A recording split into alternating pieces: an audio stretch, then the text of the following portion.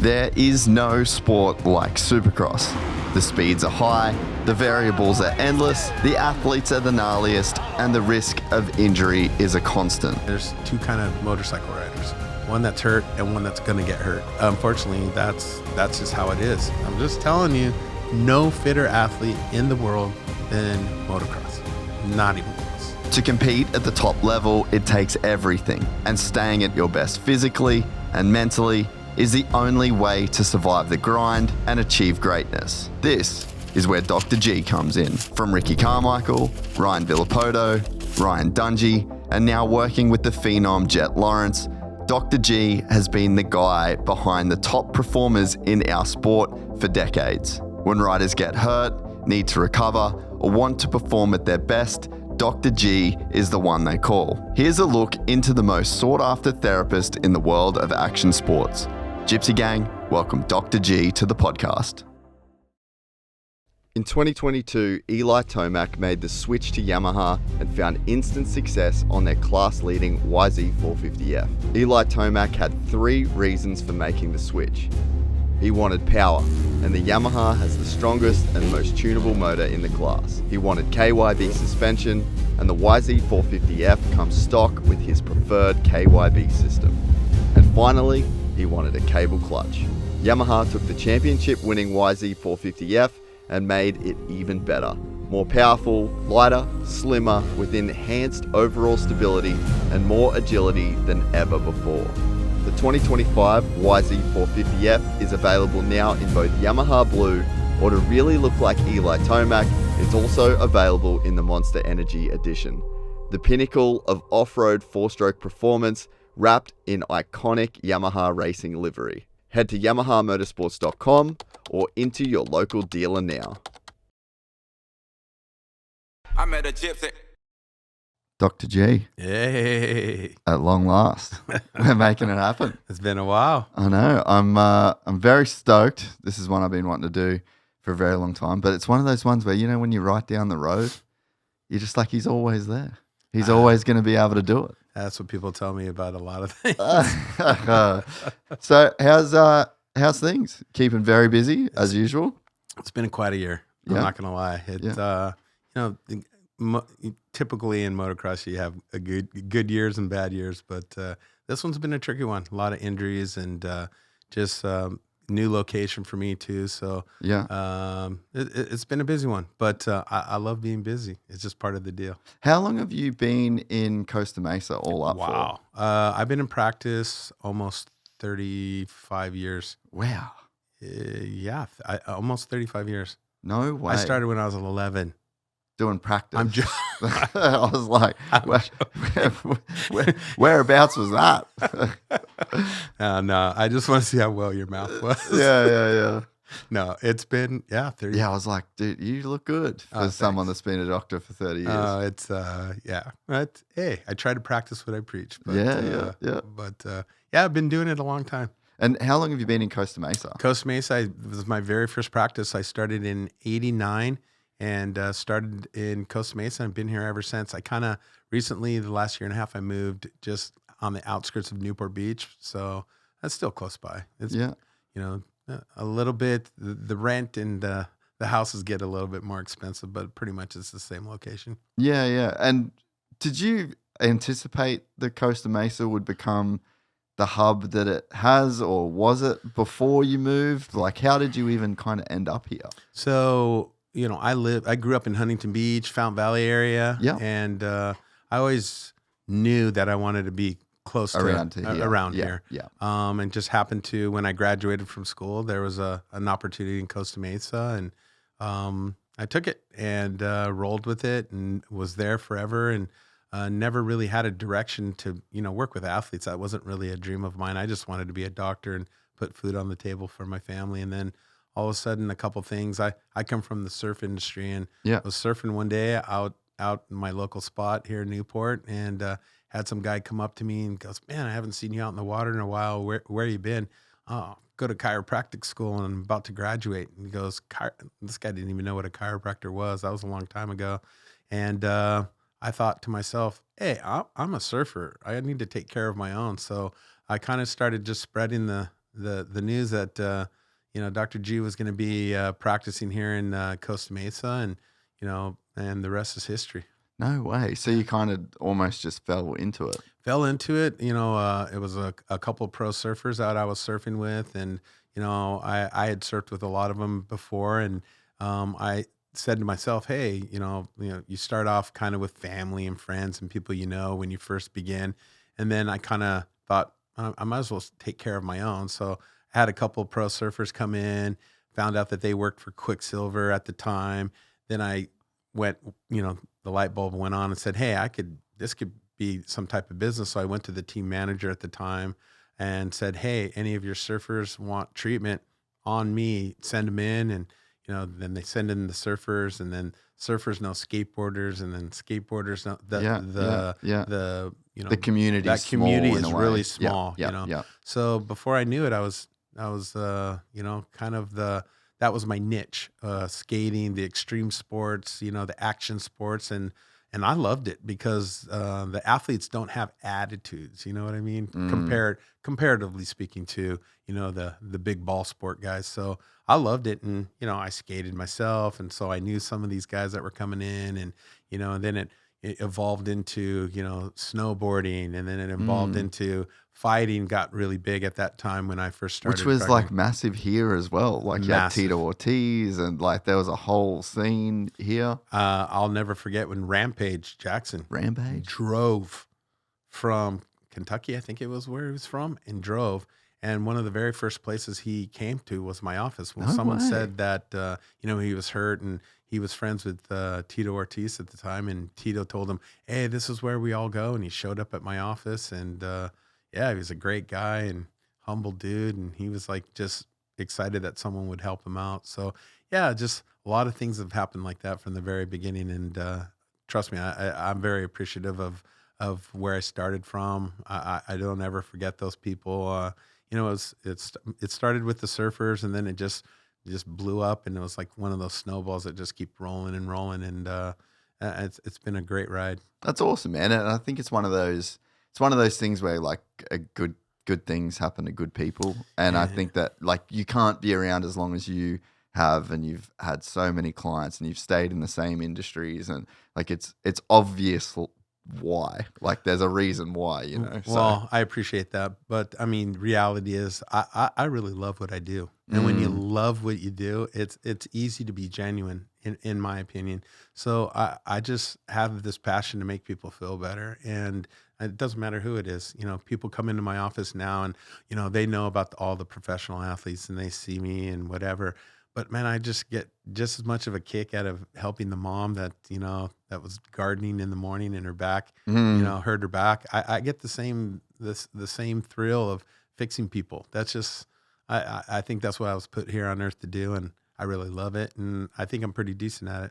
That is a thing, right? Like there's some people that really gravitate just towards helping other people, and there's some people that gravitate towards the coaching role. Like I really do think people have a thing. Like Garth Milan, he was made to take photos, like he's doing the podcast tomorrow, and the froth that is going to emanate off that dude for doing what he does, so I do think that there is just some people that they have a calling, and, it's something that they can just do and be happy with for their whole life. I agree with that 100%. I think it's finding that thing. That's the difficult.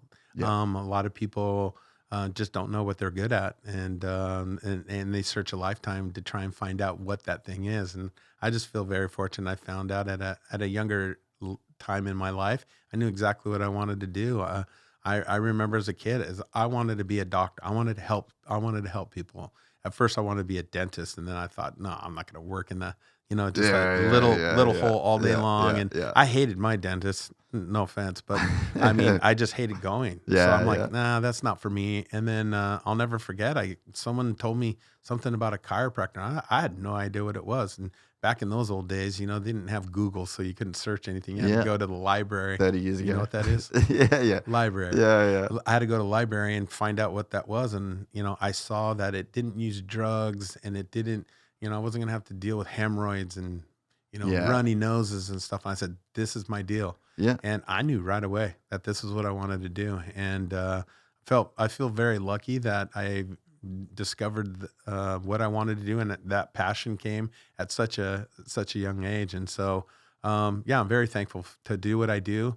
I love my job. I never regret going to work every single day. Oh, that's so cool. Did you reckon anything happened in your life when you were younger that made you care for people in that way, or like that made you realize that was something that you wanted to do? That's a great question. I don't know if there was any one incident. I just love being around people. I mean, that's it. I'm the type of guy that, I'm not a loner. Yeah. I just don't like sitting at home by myself. I'll call a friend and go, hey, come on out. Yeah. I just love being around people. And so I thrive on that. And I think that's what it was is, and when you're around people, you see them suffer, or you see them they're lonely or whatever. Yeah. I was the guy that always wanted to go and, sit by somebody else and eat my lunch next to them, because I'm like, I felt sorry for him. You know what I mean? And I think that was just something I was born with. And I just love people. I love being around. I hate being by myself. Yeah.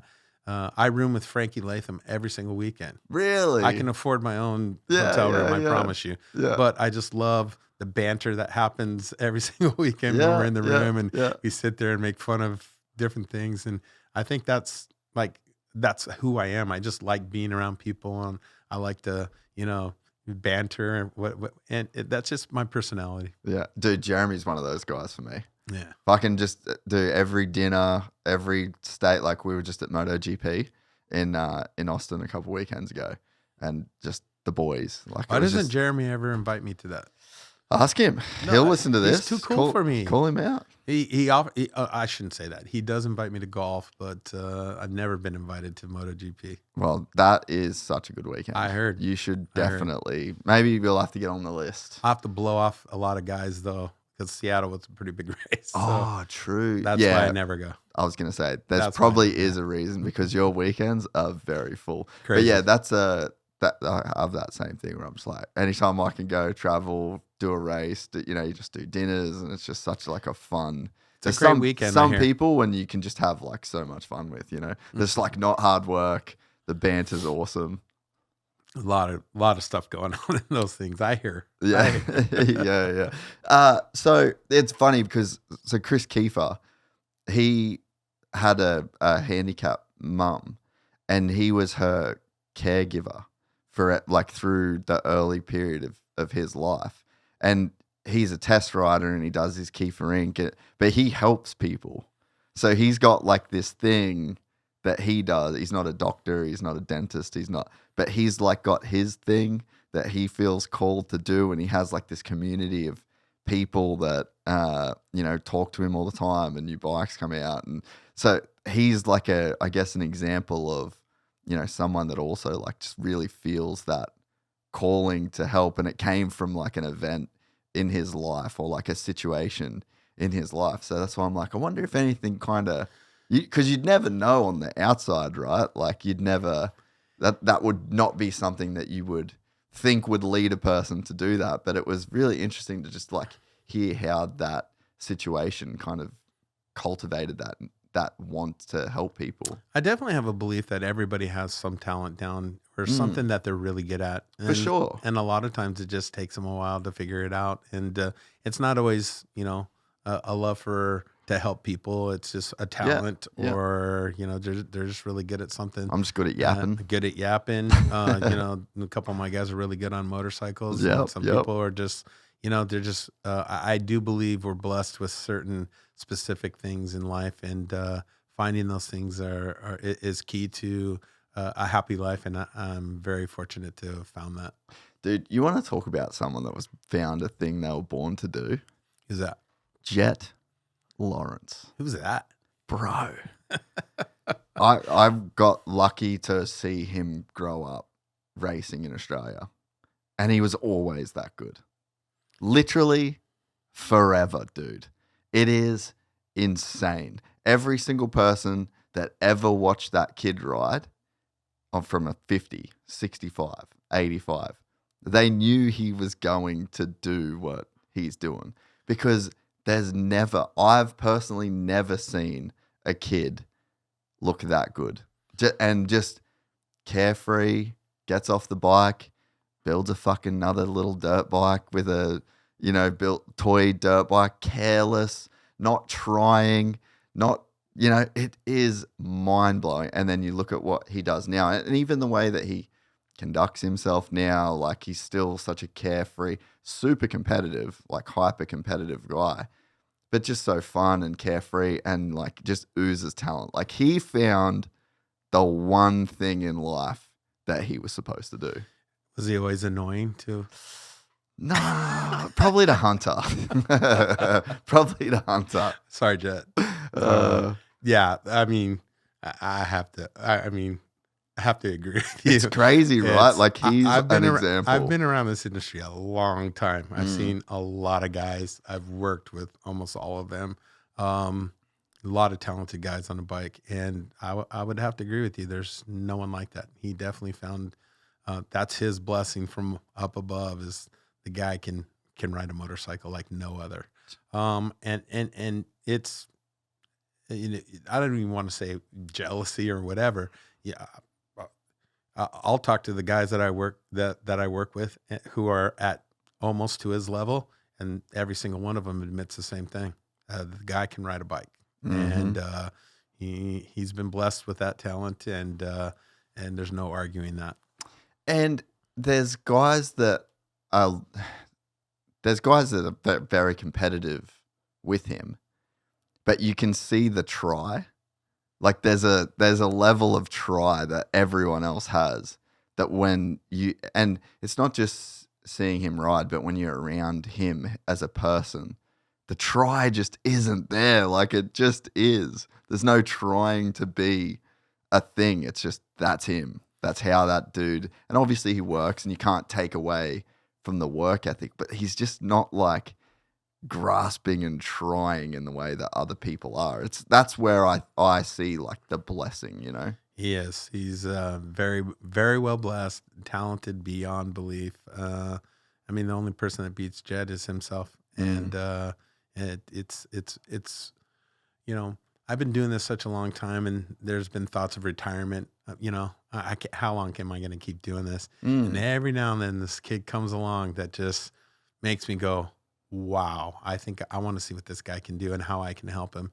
And Jett's been one of those where I'm like, I got to see what this guy's able to do and what he's going to be able to achieve. And the sky's the limit for him because of that God-given talent. I agree with you. He works hard. Nobody knows how hard he works. Everyone's all like, oh, he's just so talented, but he puts in the work. Trust me. I've seen it. But man, he is very talented. So you've been at the races with them pretty much the whole time, right? Like since they came over? So I got a call, and they didn't get the whole thing of like what I got a call from Daz, and hey, what is it that you really do? I don't even remember who brought Hunter. I think Hunter got hurt, and someone brought him into my office, and Dazzy was there, and you know how inquisitive Dazzy is. He wanted to know. Yeah. Dr. G, what is this that you actually do? Well, and I'll play their side, because from the people on the outside, like you're kind of everywhere.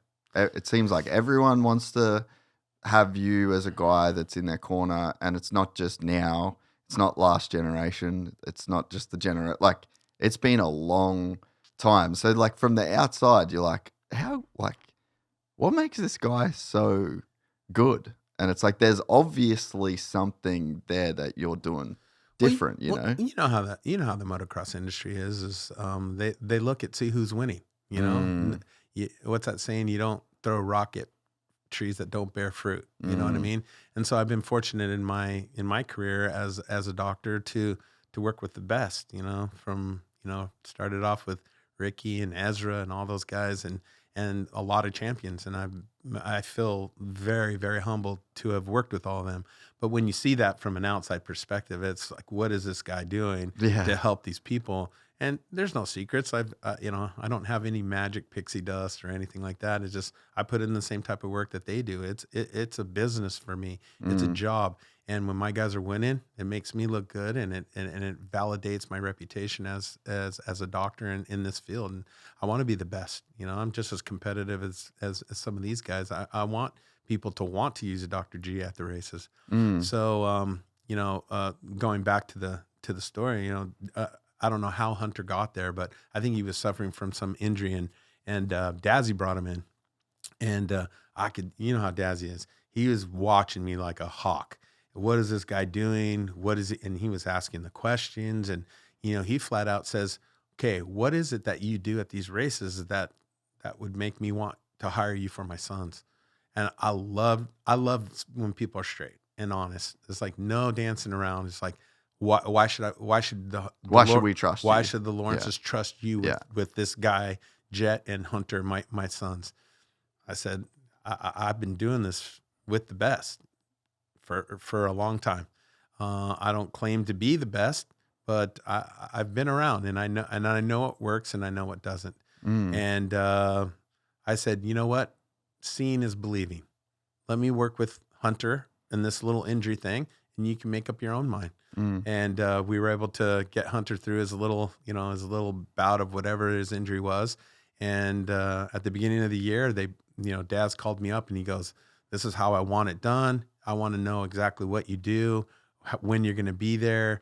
And man, it's a dream come true when somebody comes and tells me exactly what my job description is, right? Then there's no guesswork. There's no guesswork, and there's no disappointment, because I know exactly what they expect from me, and I know exactly what to give them. And then that way there's no miscommunication. There's like, well, gee, I thought you were going to do this, and you're not really helping us with this. Nah, there's no, that's what I love about working with the Lawrences is Dazzy's involved. He lets me do what I want, what he stays in his lane. Yeah. It's his deal is the bike, mine's the body. I'm the body mechanic. Don't get in my way and I won't get in your way. That's why I love working with Johnny O too. Johnny's the same way. He's their trainer. I don't tell these boys how to train. He doesn't tell me how to deal with their injuries. And that's why we get along well. That's why there's a nice little solid team with the Lawrences. And it's been amazing. And I love working with them because of that. They trust me 100%. Dazzy will call me and say, "Hey, what about this?" And I'll think about it and I'll go, "You know what? You're right." Or sometimes I'll say, "No, I don't think he needs that." No, nothing said after that. Boom, we get to work and we get the job done. And I love working with the Lawrences because of that fact. Is they let me be who I am. They trust that I know what I'm doing, and they're never getting in my way to make his sons and the Lawrences the best they can be.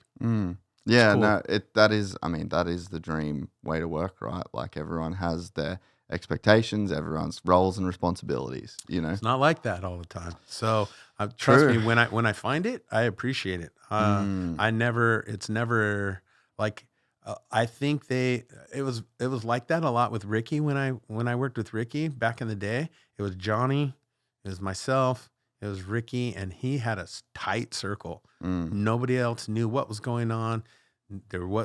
Back then it was easy. There was no social media. The internet, was a little bit different, so we were able to keep things a little quiet, injuries and different things like that, and training techniques and what we were doing. Now it's just so open. It's way more you have wide open, cameras and, I'm working on people and there's 3 cameras filming me all the time. And it's not that what I do is secretive. It's just, a little bit of privacy sometimes would be nice, but it's difficult to have an inner circle and a core of people that all have the same thing in mind. And it works that way. I kind of do that with Cooper. Cooper's really narrowed down his circle of trust is what I call it. And that's how it needs to be. The more people that know what you're doing, it's just confusing, and there's too many people involved, too many, I like working with that circle of trust. Less people, less hands in the cookie jar, if you know what I mean. Yeah, 100%. So when you were watching Phoenix this year and you saw Jett in that first turn? Did you know straight away? 100%. Yeah. I've done this. You've seen enough of it, I've mate. seen enough of this. I knew exactly what it was. My heart's sunk, bro. I mean, I was sick to my stomach. These kids, I mean, I've done this for such a long time that these guys become like your kids, family, Yeah. you know, and it guts you because when you see how hard they work and you see someone maybe out for the season or they're just not going to be able to be at their optimum, it hurts because I know how hard they work and you're invested. You're invested. It's a bummer. And that's been the kind of year we've had. You know, a lot of guys have been out. You know, Hunter's gotten injured, and you know, it's just it's a bummer because you just know how hard they work, and it got you. Do you have any sense of why some years there's more injuries than others? Like, do you think that there's anything to it, or do you really just think it's the nature of the game and it's just all these guys at any time could have it happen? I'll tell you one thing. I didn't think that. I just thought, you know, accident is an accident and injury is an injury. But man, I'm starting to think, you know, I just think these motorcycles are going so fast now and they're so powerful on the tracks. And, you know, we had Cooper, Eli, and who else had a thumb injury last year? Jett.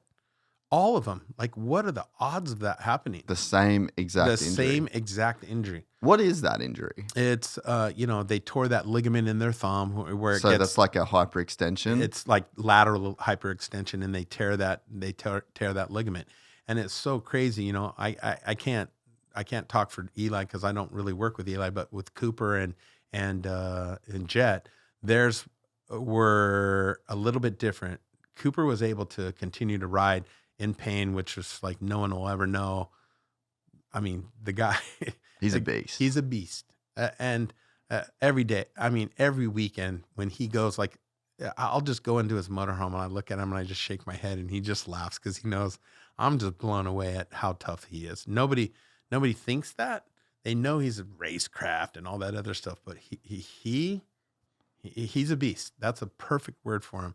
But they all had the injury at kind of a different location, so they all had different healing, you know, ways of healing.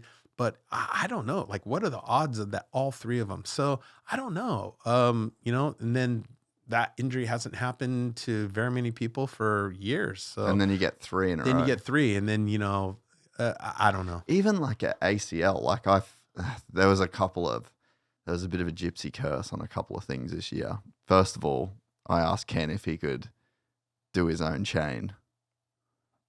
The week later, bam, fucking Tampa goes off, and his chain comes off. Is that where he tried to jump in between the? Yeah. So there was that, and then I said, we have a clip. We need to like post this clip. Jett, I'm sorry, but I was like, dude, no one does their ACL anymore. How like fucking 2 weeks before. 2 weeks before. Yeah, can you please not talk about any. Yeah, of my a couple tough looks. But I was basically, I think I was saying it to Eli, and because we were talking about like just technique these days with like toes in, and you know back in the day guys were on their heels with their toes a bit out, and ruts would pull, but with the technique now, you hit the side of a rut, it pushes your foot into the motorcycle. So, you know, in my head, I'm like, maybe that's why we don't see as many ACLs. And then bam. Yeah. It happens. No, I don't think there's any. I think it's just the sport. The sport is gnarly. I mean, I'm fortunate enough in my office to treat some of the most incredible athletes in the world. And every time, I'd say once every couple of weeks, the topic comes out, who's the gnarliest? You know, the fighters are in there, and, you know, and I laugh every single time. It's not even close. Not even close. Moto dudes, they just have no idea. And then I start telling them about like their heart rates and things like that. And they're like, no way. There's no way. And I'm like, I'm just telling you, no fitter athlete in the world than motocross. Not even close. Not even close. Now, mind you, I have this guy, Matt Jolliffe, who's a ultra marathon that just got done running 240 miles. Won that King of Moab. That guy's gnarly, right? But like they do that every now and then. These guys do every weekend, you know, the recovery. And then during the week, they're doing motos. There's nothing like it. I'll put them up against any other athlete in the world any day of the week. Glad you said it because you're more qualified. But I believe the same thing. At MotoGP, Dax Shepard was there, and he's a massive moto fan, massive MotoGP, like motorsport in general. Like he's a petrol head, like all of us. And Kenny was there, and he was talking to Kenny, and he's like, "Oh, we kind of had this conversation, like a MotoGP dude's gnarlier, or like a moto guy's gnarlier." And Ken's like, "Man, you know, MotoGP dudes, they're so gnarly, they're going so fast," and let him say his piece, and I was like, bro, you're the gnarliest dude in the world. Like, the risk that motocross and supercross athletes are exposed to daily, weekly, monthly, yearly, over a decade, nobody is facing more risk in a professional sporting career, I think, than a motocross and supercross 100%. athlete. 100%. I mean, there's no... I will argue that till my death on with any athlete, and I see them. You know what I mean? And no disrespect to any of them. Yeah, you for know sure. what I mean? No disrespect, but not even close. Yeah, not even close. I mean, what's that saying? There's two kind of motorcycle riders: one that's hurt and one that's gonna get hurt. And unfortunately, that's just how it is. It's just one of the craziest sports on the planet, and it's it's just a matter of time before it happens. And so, I mean, I always have a job, but it's so gnarly. Like people they can't even grasp it. I have people, it's cool because like someone like Jett or someone will come into the office, and then just this random, a 55-year-old lady will ask, what does that guy do? And I'll tell them. And then I start to tell them what they do. you're like, he's the baddest dude on planet Earth. Is. Yeah. And I go, and they're like, and I start to teach them what it is. And they're like, wait, like, what do you mean? Don't they just sit on the motorcycle? I'm like, I start talking about heart rates, and I start talking about the recovery, and I start talking about, Injuries. 17 weeks with one break. It just, and then people just, their eyes get bigger, bigger, the mouth gets bigger, bigger, and just go, that is crazy. How is that possible? And I'm like, exactly. Yeah. How is it possible? And the other thing that's pretty insane about motocross is that normal people do it. Like I went to Glen Helen yesterday and just risked my life on a 450 that I should not have been riding. I have a kid that's 7 years old that comes to my office that rides motorcycles that blew his ACL out. No. 7 years old. I mean, it just doesn't pass up anybody. That injury bug can hit at any time. So, I love this sport. Man, it's so hard on your body. And, I have the weekend warriors that come in. People always go, oh, gee, it's like you have to be a professional athlete to go to see it. No, come on. Like I see people that are the weekend warriors that ride, and, the surfers that surf just on the weekends. And that's what's great about life is that, you can look at these guys, a Jett, a Cooper, all these guys, and go, I want to do that. And they go and do it. It's cool. Not to their level, but that's what's great about it. I have a lot of weekend warriors that come into my office, and what a day it is when they show up to the office and you have Jorge Prado and Jett and Cooper all in there at the same time, and they're just like their jaws drop down to the ground. It's pretty cool. So with the everyday weekend warrior guy, what's the most common things that you're dealing with, do you think? Unfortunately, it's crashes. You know what I mean? It's so people are just coming to you post-crash. Yeah, post-crash. I ate it. I dislocated my shoulder, or I broke my wrist, or, I really landed really hard in this area. So it's the injuries that occur, broken wrists, ankles. Collarbones. I pulled my collarbones like crazy. Pulled my toe off, off the pegs in a rut, and, now my knee hurts. So it's when you treat the level of patients that I do, and you get that exposure, it's like everybody wants to come. So I definitely have a huge ratio of weekend warriors that come in, and I love them. I treat them the same as I do Cooper or Jett or Hunter or whoever.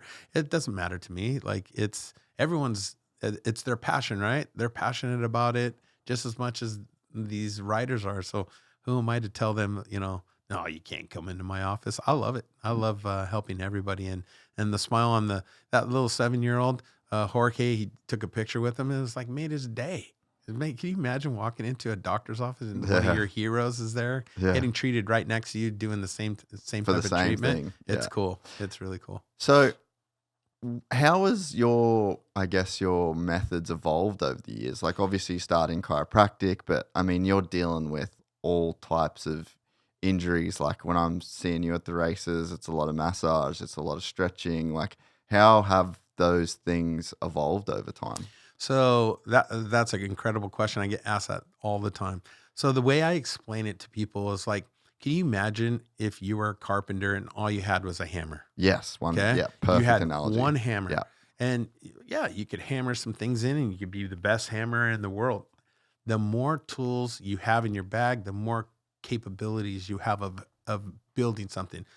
That's what how I explain it to people. I started off as a chiropractor and I did minimal things. Working with athletes, you get exposed to so much. to things that most people don't get exposed to, or the average chiropractor doesn't. So I've kind of moved over. I'm a chiropractor. I'll never deny it. But the people coming into my office don't necessarily need a neck adjustment, right? Yeah. So I added some tools as I progressed in my trade. I threw in a screwdriver, I threw in a wrench, and I threw in some Allen wrenches because that's really gnarly, right? Like no one has Allen wrenches. And as you progress in your trade, you have greater sets of tools, so you're capable of fixing almost anything. And that's kind of what's happened with my trade and me being a chiropractor is that when I show up at the races, yeah, I'm adjusting some of the patients, but sometimes I'm just stretching them, or I'm doing muscle work, or arm pumps, the big huge thing. I'm helping them with arm pump. I help some of my guys nutritionally. I help them, with electrolytes, different things like that. So there's so many tools, and that's how I hope people perceive me is I have the ultimate set of tools, and I'm able to help or fix anything that comes my way because I just don't have a hammer in my bag. Yeah.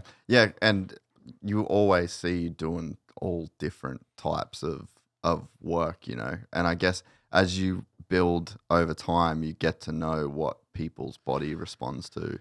I wish sometimes, maybe I should do this. You could be a part of it if you want. I wish people saw what I did on, like, from the time I got there. I fly out kind of in my contract. Yeah, individually. what's it like for you, like a race weekend? I'll tell you. Let's just go through the full weekend. So because you go pretty much every weekend. Right? I haven't missed a race since 2004.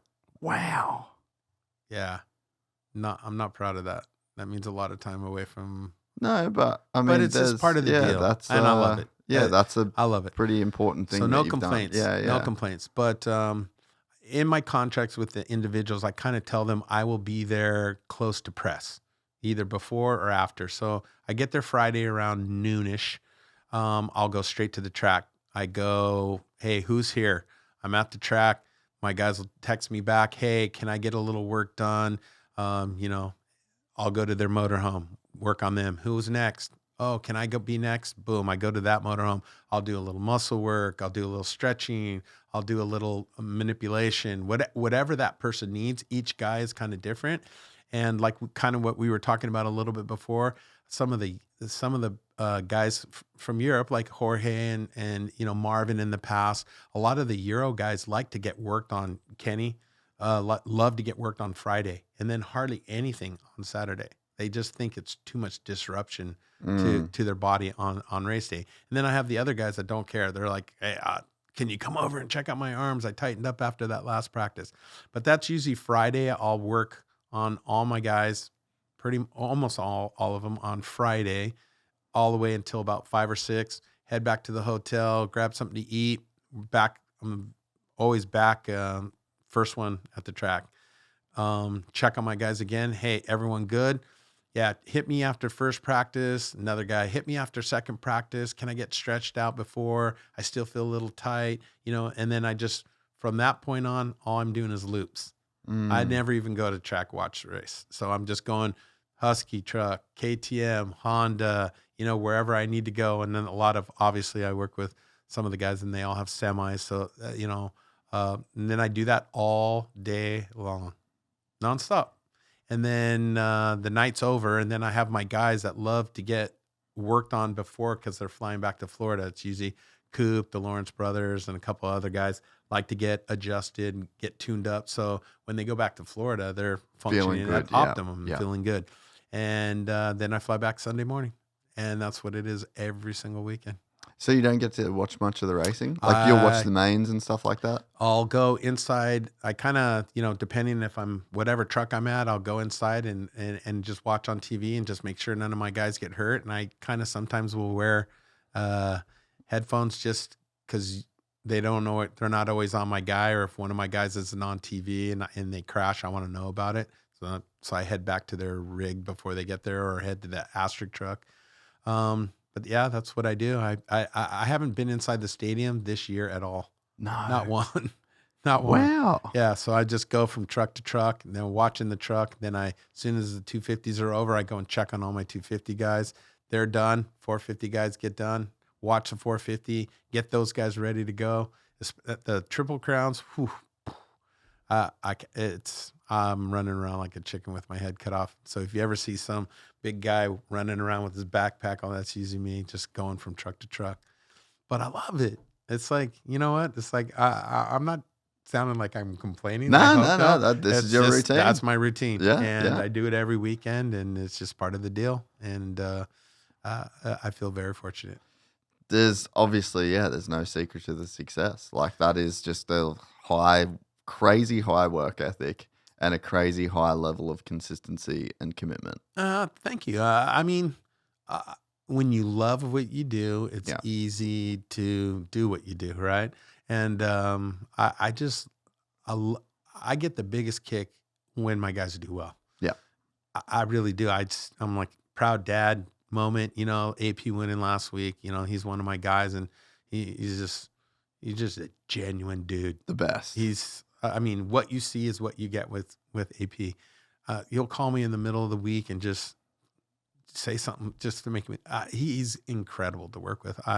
He's one of my favorites, and good things happen to good guys, right? And so, 100%. Seeing him win last week was just like icing on the cake for me. So, did he know he was going to win? What's funny is he does this weird thing where he rubs his hands so fast. Like I swear they're going to light on fire one of these times. And when I worked on him on Friday, it's raining, it's raining. But he says it all the time. But like he is good in the mud, and he knows that. He just hasn't had great luck recently. Yeah. But I know this is easy to say now, but I didn't know he was going to win, but I knew he was going to be on the podium and do well and have a chance, because that's just that's his deal. He's good in the mud. And he just has a great attitude towards those races. I heard someone say, I don't know if it was Ricky but if you're the one dreading mud, it's going to be a long night. You're going to suck. Yeah. I believe that. It's, this sport is mental, so mental. And that's what I love about it too, is that I truly believe that even though I help a lot of my guys physical, that them understanding that I've worked with champions and I've been around champions, I sometimes feel like I help my guys sometimes more mentally than I even do physically. I would completely believe that. Just that, a lot of them, they just got so much going on. I'll walk into the semis or their private motorhomes, and sometimes I'm the only one there with them. And I'll just throw out one little, hey, don't make this harder on yourself. Just go chase some people down. I've said that to Cooper 100 times, and he laughs, and that's what he does. It's good advice. And I'm saying, that's really I'm good not saying advice. that's why he does it, but I really feel like it's my responsibility to kind of help them, mentally as well. I'm trying to do that with Juju right now, but man, it's a tough one to crack. With Juju? Juju. He's one of my guys, and I'm like, I've seen this, Juju. You got to trust me. Look at me. Yeah. Just settle down. Leave this whole charade. You need to show up to the race, and shut everybody up because you're winning. Mm. And so hopefully he starts to listen to me a little bit. But How many of your New Year's resolutions have you been able to keep so far? I've been able to keep on track with my daily nutrition habits as I'm still starting off each and every morning with AG1 the same way I have for years. 1 scoop a day or one of the convenient travel packs when I'm away at the races make it really easy to stay on track with my health goals. For me, the benefits of taking AG1 every day are super clear. Firstly, it just sets the day off on the right foot. Secondly, after years of taking AG1, I know how good it is for my digestion and overall gut health. My skin is clearer and my hair and nails are healthier. I love that AG1 is NSF certified for sport, meaning it's been independently tested for quality. When it comes to my health, I want something I can trust, and that's why I've been partnering with AG1 for so long. And AG1 is offering new subscribers a free $76 gift when you sign up. You'll get a welcome kit, a bottle of D3K2, and 5 free travel packs in your first box. So make sure you check out drinkag1.com/gypsytales to start your new year on a healthier note. Well, I think I was literally going to say, like, I think that there's probably a huge part on the rider's mentality, just to have someone that's so committed that you know is never going to miss the race and is always going to be there for you and is always going to send that text Friday morning, and like consistency and reliability, like to really have somebody you can trust, and to really, whether you're injured or not injured or whatever it is, just to know that you've got a guy that is there that has your back, like regardless of what happens physically. I mean, the weight that can take off a person and an athlete in their life, like that's huge. you get it. That's exactly what it is. It's like, what do I tell my guys? It's like insurance, right? You're driving down the road, you know you have insurance. You drive a little bit different than when you don't. And I'm an insurance policy for them. It's a hard check to write every single month when you pay Dr. G, but I'm going to be there. And that one race, if I can help you get back on your bike, tape you up, do whatever it needs to do, and you're able to race that weekend And do well. it'll be worth it. I promise you. So, if I feel like I do that for a lot of my guys, it's just one less thing they have to worry about while you're at the race, is that G's here. If I crash or if I do something, he's going to be able to help me get back on there.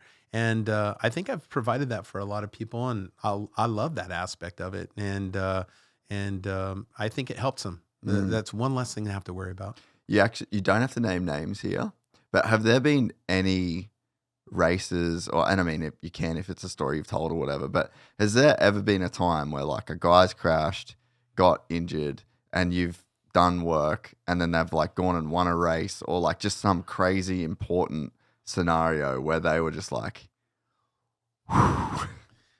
we'd be here all night. really? You'd be here all night. But I'll tell you one of my favorite ones is when Cooper first started his career. I think it was in Oakland. Yeah. And he in practice crashed, and he hadn't officially started working with me yet. He told me that he couldn't quite afford it at that time, but that he really wanted to do it. And at the time, it's the only time I've ever worked for a team, but I was working for RCH with Kerry Hart and Ricky's team. And I heard there was this big boom in the stadium, and Cooper had actually crashed, and his bike had hit the stadium, and like it sounded like a bomb went off. Oh, I remember. And it was bad. Yeah. And I heard this knock at the door, and who was it? Kenny Watson came up to me and says, "That little Webb kid's outside. He wants to talk to you." And he comes up to me, and he's holding his shoulder, and he's like, "Hey, G, like, can you help me out?" So going on, he ended up, doing pretty decent. But when Cooper was battling for the championship, same thing happened. Hurt his shoulder. We taped it up. I literally remember him getting on the bike, me taping his shoulder to where he wouldn't be able to move. I'm like, this is good and bad. Like, you're going to be able to hang on, but I don't know if you're going to. The guy goes out and wins the race and keeps his championship hopes alive. I think it was San Diego. So yeah. Was that 2019 or 2019? Yeah. And ended up winning the championship. That was his first time on a 250. So Yeah. I remember that. Was that a Petco? Petco. Yep. Petco. So, yeah, it happens a lot, believe it or not. So, Wouldn't have been was it 19? Yeah. did he, it might even, Yeah. maybe 19, he won the 19. title. Yeah. Yeah. And was then, that his first title? yes, in the 450 class. Yeah. Yeah. No, this was on a 250. Oh, then it would have been earlier. Was it Earlier. like 17 maybe? I don't know. This is what you're good at. I told you I'm terrible at that. I'm the I just same. remember injuries.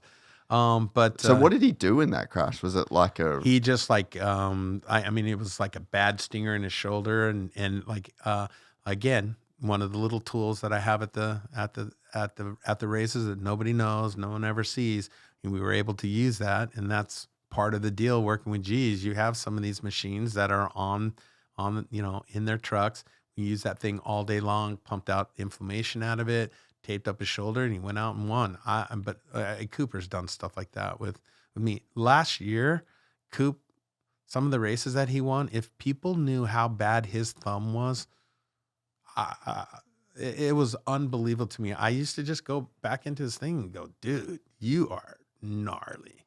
I mean, I didn't know how he was going to even race, let alone go out and win, and he battled with Jett all the way till San Francisco, or Salt Lake, and he was in utter pain.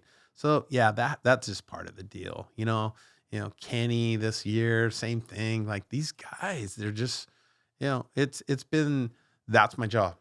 It really is. And I kind of tell, hey, at one point or another, you're all going to be in this situation. Hunter, same thing. Like when he was battling with his broken ribs outdoor, like he wouldn't have been able to race if I wasn't taping him up. So, it's cool to be able to help these guys do their job, but that's what they pay me to do. And so, there's been a lot of those things where that one time they were able to go out. I mean, Ricky's another one. Back in the day, like, there was one race, St. Louis, I think he crashed really bad.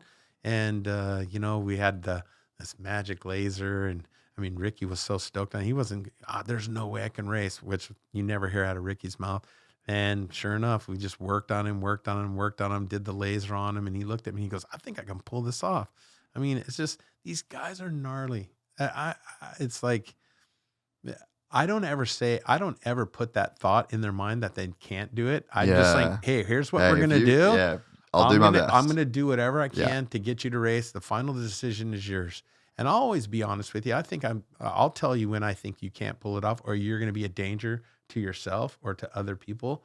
I'm not, there's no magic dust. Yeah. These guys, a lot of it is grit and determination. But it's happened a lot. It happens almost too often. And those are things that no one ever hears about. It's one of the wild things about our industry. Like even Coop, there was a press conference where someone asked him about his arm injury from this year. I was at AusX and he crashed and I was like, kind of looks like he fucking broke his wrist right there. Like, cause I've broken my wrist and I did the exact same, like I looked the same way. And then, goes back. There's some issues at the farm, but it's like he can't talk about it in case, there's some injury clauses and there's some things behind the scenes that would prevent him from doing that. And then I don't know whether it's like for better or worse. Maybe maybe your opinion's better on mine about this, but like they don't want to give a leg up to their competition to say like, this is hurt. This is, I'm struggling here. I think it's one of the only sports we don't. Like, right? Like when a basketball player sprains his ankle, they make a press announcement, oh, he's not going to be participating tonight because his ankle's broken or sprained. It is one of these things. It's just a tough guy thing. I think in our sport, it's like no one wants to reveal their cards, right? And I get it. That's part of the deal. And that's one of the hardest things on weekends when Will or, Ricky come up to me and go, hey, what's up with this so-and-so and what's up with the so-and-so? And I go, you guys, I can't tell you that. I'll tell you what I can always tell you. But there's certain things. I go, Ricky, come on, dude. Of all people, you get it. You didn't tell anybody anything. And so, I plead the fifth is what I always say, on the grounds it could incriminate me. So it's just part of the sport. It's like, do I agree with it? I mean, it is what it is. Like, when someone fades, in a moto, they're hurt. These guys are so good. When they're hurt, but you just don't know what it is. Or how bad. Or how bad. And I mean, does it really matter? I just think it's just part of the sport. Guys have been gnarly their whole life, and they don't like revealing when they're hurt. It's a no quit sport. I don't care if my elbow is blown out the side. I mean, Tomac race with a broken leg. There you go. And that's just part of the deal. And so why complain about it? Why let anybody know? Because I'm going to ride no matter what. Maybe that's the mentality. I don't know. I wish it was different. It would be a lot easier on me, that's for sure. Yeah, like you wish that they would just be a bit more open Just about open. it. Hey, I have a shoulder problem. It's, you don't have to go, oh, I tore my labrum and I don't know when. It's just like, hey, I have a shoulder injury. I won't be 100% and it's done. It's like, I don't know. I think sometimes the fans deserve to know a little bit, but now that there's betting and all that other stuff, I don't know. True. It's weird. Yeah. I just stay out of it and I just say, hey, tell me what you want. Tell me what you want me to tell your manager. And that's what I'll tell them. Yeah. So there's even times where like you're having to guard information from like teams and like, it's not just the media wanting to get the scoop. Like you're literally having to keep well, it's medical. Like, yeah. I didn't even think about that. There's doctor-patient confidentiality, but I always talk to my riders and say, what do you want me to tell Ian Harrison? What do you want me to tell Lars? What do you want me to tell your boss? Because you do work for them. Yeah. So they have the right to know what's wrong with you. Yeah. And, and that's when I'll go. I have a good enough relationship with Roger and these team managers to where I'll say, hey, this is what I think is wrong. Let's find out. Let's get an MRI on Monday and quit guessing. I don't want to tell you what I think it is. Let's find out 100% for sure. I think that's another big reason is my ability to diagnose and get an answer of what's going on with these guys as fast as I do. I have those connections, if something happens on you got Saturday, a knee guy, you got a shoulder guy. I have all these guys and I have MRI connections. So we know on Monday, after it happened on Saturday, exactly what we're dealing with when there's no guesswork.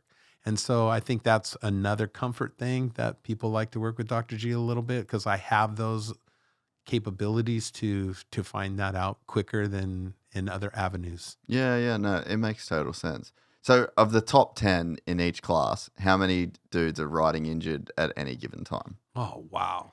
Well, it depends on what time of the season. Like right now, towards the end, there's some that never healed up all the way, from the very beginning. But I mean, that are still riding, man, I would say 25% of my guys are not 100%. Yes, a quarter of the roster are struggling. Yeah. And it makes sense, right? Yeah. And I think for every sport, like you get deep into the NFL season, you get deep into the basketball season, like you just start kind of carrying, different injuries, but it makes sense that there's a lot of guys by this point in the season. But going back to what you said, like I think it doesn't do our sport much justice for people to get. I think it makes us look even gnarlier, if you know what I mean. Like, dude, these dudes are bad dudes. They like some of the injuries that some of these guys are. I mean, I'll throw one out there just because everybody knows. I mean, RJ's wrist is jacked up. Okay. It's not 100%, and he's told everybody, and the guy goes out there and just does it every single weekend. And, no complaints. It's, hey, gee, it is what it is. Just tape this thing up and let's go. Like he won Daytona, bro. Like that. I mean, taped up, bro. Just tape it up. He won Daytona. That's like the gnarliest race, the right? gnarliest race. And people just don't, that's why I think it's lame to like, I'm not saying they're hiding them. It's just there's like if people really knew the injuries that these guys deal with, and I mean, will ride through and just continue to ride it. It's just not an option, RJ. There's no if I'm gonna ride. Is how bad is it gonna hurt while I'm riding? Mcadoo's like that too. There's a lot of my guys that are just they're animals. They're just there is no quit. And so I respect the sport. I respect the people that I work with, and not everybody has that, and I'm And fortunate not enough. even other professional athletes I have agree that. with that 100%. It's so easy. An NBA guy has a boo-boo and they're sitting out the next game. We don't sit out in our sport. You better be bleeding or a broken bone to be able to sit out in our sport. People just keep doing it because it's a championship. There's too much on the line, and I'll never get another ride with another team. There's too much going on. So, and again, no disrespect to any other sports, but our sport's gnarly. No, and it's a good point. Like when you were talking about how many guys ride hurt, it's like, well, are you in the championship? Are you trying to get a ride? Like there's a lot of factors. We don't get to skip our worst round. We don't get to take, sit out games and the other team is, the other players on the team are going to have you back. Like this is an individual sport. Every race counts. And the level is so high now that there's no gimmies. There's no mulligans. Yeah, that's a great point. Yeah, it does make a lot of pressure on these guys, right? It's every week in, week out, week in, week out. And then, if they make it during the week, that's another crazy thing is, unfortunately, some of my guys haven't even gotten to the race. They get hurt during the week, and that happens all the time. So it's crazy out there, and mad respect to all these riders who are out there. And yeah, I get some of them get paid a lot of money, and that's what they, it's expected from them. But all these, privateers and guys like that are just doing it on their own dime, I have mad respect for them. So how have you seen the athletes evolve over the years? Oh man. I mean, every now and then one of them comes up that's really, really gifted. But I think the sport, and Ricky tells me this all the time, it's like, man, it's not like the old days, the Chad Reeds and the Ricky Carmichaels. I just think it's not that the new riders are softer. I just think there's so many avenues to find out exactly what's going on with people. And there's so many different distractions with the internet, Instagram, and all these other things. Just the sport's different now. You know what I mean? It's people are in your business a little bit more. They know you find out something straight away. Yeah. So I think it makes the athlete, they're almost distracted by the entertainment side of moto. Does that make sense to you? Yeah, It's like Ricky didn't all care. this bullshit. It is. It's this stuff, but it's like that's just how the sport progresses. But I mean, the reality is those guys cared about one thing, and that's beating each other on Saturdays. This one is like, oh, what am I wearing into to the race on Saturday? And how many followers am I going to get if I respond back on this comment? And that's the part I don't really like of the sport. And that's what I think Ricky means, that the sport's changed a little bit because the priorities are a little bit different. Yeah. Everybody wants to win a championship and people want to win races. But man, back in the day, that's the only thing you had to worry about. You didn't have to worry about, who commented on this. And I don't like this person, the way that they, portrayed me in this. It's just part of life.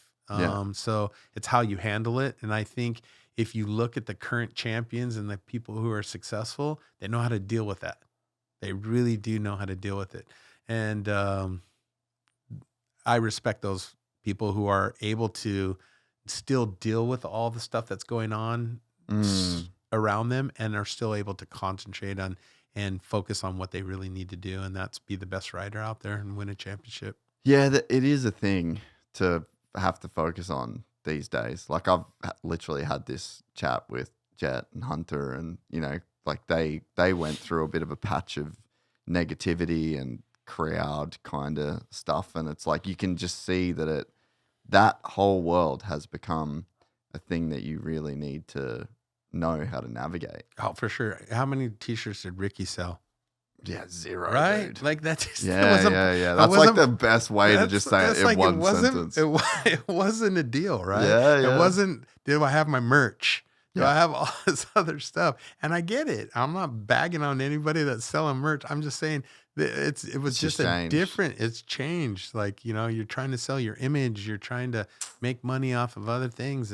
And I think that's how the sport's changed. I'm not saying it's better or worse. I just think that's kind of one more thing they got to worry about. Well, and to play the side of this new generation, a few of them are making Ricky money, but not a lot of people are making the money that those guys did. Like Ricky was able making $6-7 million a year without selling a t-shirt, without doing shit, without having a YouTube channel, without having social media.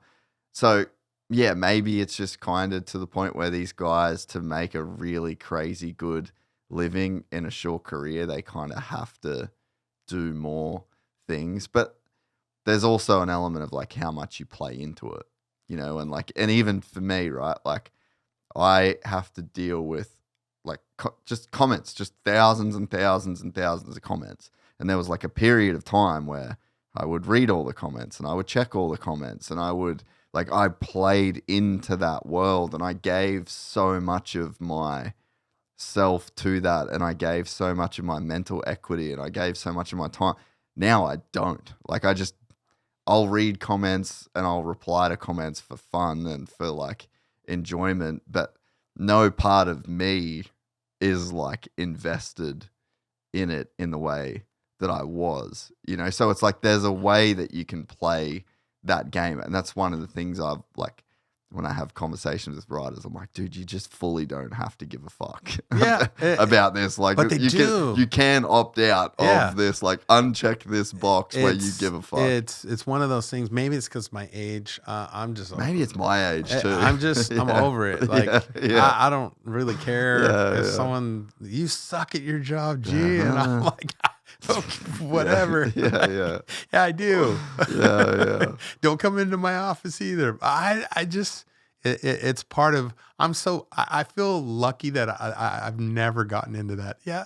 I mean, everybody cares what people think about them, but like not to the point of where it's going to change my day, Well, there's some people you should care. Like if your wife starts to think that you're the biggest asshole in the world, like fully deal with that. Like fully dive into figuring that out, But if it's like some random dude on the internet with no profile picture and a weird username, like it's just probably you shouldn't treat it with the same level, I just I hope somehow, because it's just evolution, right? I think it's new too, right? It's new. Yeah. It's really new. And so being involved, when I first started, it was Tim Ferry, Ezra Lusk. I mean, they just didn't have those problems. No, not at all. They just didn't. Like, it was like, I'm going to beat the crap out of that guy if he ever, or, this weekend that's all they worried about. And it's not, how are my merch sales doing? And, did you hear what so-and-so said on his comment? This girl broke up with this guy. Broke up with that girl. He's talking to her. I'm not saying that stuff didn't happen back then, but it's like it's definitely evolved. It's amplified because of social media. But it's also like what makes a sport as huge as it is now. You know what I mean? 1,000,000%. 100%. So you can't be a hater. Yeah. So I just don't. I love when my guys don't let that affect their performance. Their performance. And there's a couple of those guys that are just. They're pro at it. Just rock solid. Cooper Webb. Rock does not fucking care. solid. He does not care what. Well, he does. Don't let him fool you. Like he cares, but he knows how to manipulate the situation. Yeah. There's one thing that Cooper cares about, and that's winning this championship. 100%. Loves his family. I had a great talk with him. I was really kind of like, I'm blown away about how much he really cares about his family. Not that was surprising, but like, I said to him, because he's such a hard dude. He's a hard dude. Yeah, I know what you're saying. I know what you're saying. And when it's race day, he's a businessman. He's not the funnest person to be around. I've learned, I just keep quiet. What do you want me to do? I do it and I get out of there. But I had a really good conversation. I don't think he would mind me saying this, but like I said, hey, is it hard having the kids around? Like around the race time, it's like their distraction. They could be a distraction. He turned and looked at me, and dude, I hope I don't get teary-eyed telling you this. He goes, there's no greater joy to me, G, than when my kids are at a race and I win and I look down and I see Indy down there and she looks at me. It's the best thing in the world. It's even better than winning the race. And I went, holy crap, this guy's matured. Because the old Cooper Webb would have never said anything like that. Yeah. He's like complete. He's completed his career, and no matter what happens this year, I really think that he's going to do whatever he can to win this championship. And I respect him as a person now, even more than just a rider. As a person, he's made changes in his life to be. He doesn't care what people think. This is what I'm going to do. This is Cooper Webb style. And if you don't like it, then don't like me. This is who I am. And I really appreciate that. And a couple of my guys are like that. And I love being around him. AP's like that too. You know, he is who he is. Yeah. And there's no fakeness to him. And I love being around him. Hunter's like that, you know. It's fun. It just makes the weekend so much better. Man, you're so right about Coop. Like this season for him, this is like his defining like career. If he wins this championship, he becomes one of the best Supercross racers of all time. I agree. Like I 100% agree. And Seattle last year, I spoke about it a bit, but I was like, that ride at Seattle last year made him one of the best Supercross racers of all time, in my opinion, because he was slower than Jett and Chase Sexton and beat the piss out of him on one of the gnarliest tracks. He's slower than them most of the time. Yeah. And somehow he pulls it off. That's what blows me away about the That kid. is a gifted person. Like because we live in a time in this sport, right, where it's like the fastest dude kind of wins. And the sport's so geared for that. Like, and most motorsports are, right? And back in the day, like Chad Reed used to be able to win when he wasn't the fastest guy. And Ricky used to be able to win when he wasn't the fastest guy, which sounds crazy to say, but James Stewart was faster than him. And there were nights when Chad Reed was faster than him. And it's like, he was one of those guys, greatest to ever do it. And then slowly over Dungey was another one. But then kind of over time, the spear sharpens and Eli Tomac and Jett Lawrence and Chase Sexton, like that raw speed came back to being like, that's what you needed to win.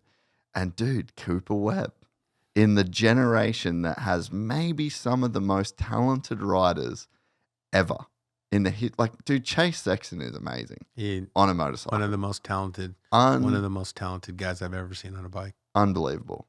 And Cooper Webb is beating that dude every single weekend almost. You know, it's like that shouldn't happen at a guy at the tail end of his career. Like, so you go back to Seattle, 24, and I'm like, dude, that's one of the greats. This ride right here, you have to look at him as one of the greats. I agree. And he did it again. Never. 12 months later, 12 months older, more injuries, more life. He did it again. Like, what does that say about that dude? Yeah, he's crazy. I've learned a lot from Cooper working with him. You know, I like to think that I teach these guys a lot, you know, being older. Man, I learn a lot from him. Just that grit and determination, like we were talking about, you're either born with it or you're not. You don't go and train grit. You don't train determination. You're either born with it or you're not. And Coop was born with it. And he knows how to tap into it. That's the key to it. He knows when to tap into it and how to tap into it. And that's what makes him who he is. You know, there's a lot of great guys that I've worked with who have that same grit and determination. And it's like, I learn a lot from those guys. I want to have that type of grit and determination in certain parts and aspects of my own life. And so I learn a lot from these guys. You know, I can go back and tell you all the guys I've worked with, different things I've learned with, you know, guys that just know how to have fun.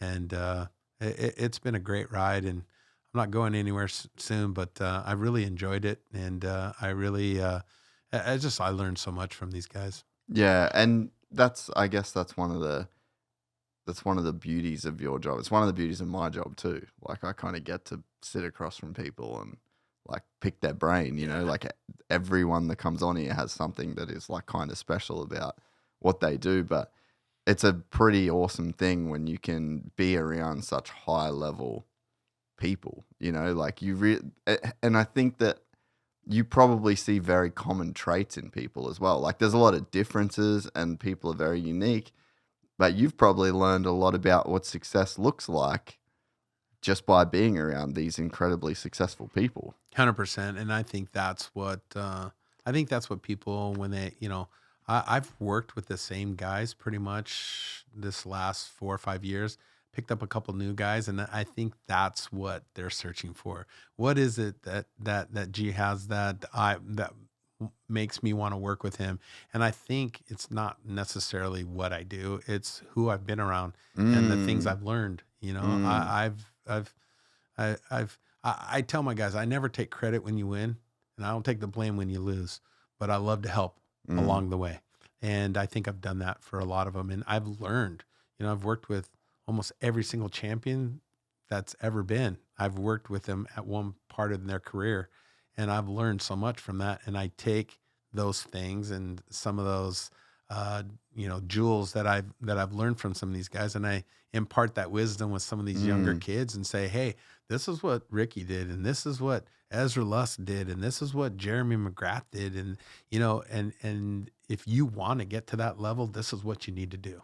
And they look at me and I think they trust me because they're like, dude, you worked with Ezra Lusk or you worked with, I'm not bragging about it. I'm just saying I learned a lot from these guys. I was with them all the time. I'm with them in battle. I'm with them when they're hurt. I'm with them. You know, you learn a lot from somebody's personality when you're with them that long. So all these years that I've worked with people, I've just kind of banked those treasures. Just get the rub. You get the rub and you get you hide those things in your bag and you bring them out when you need it. Like I love helping these younger kids because they need it.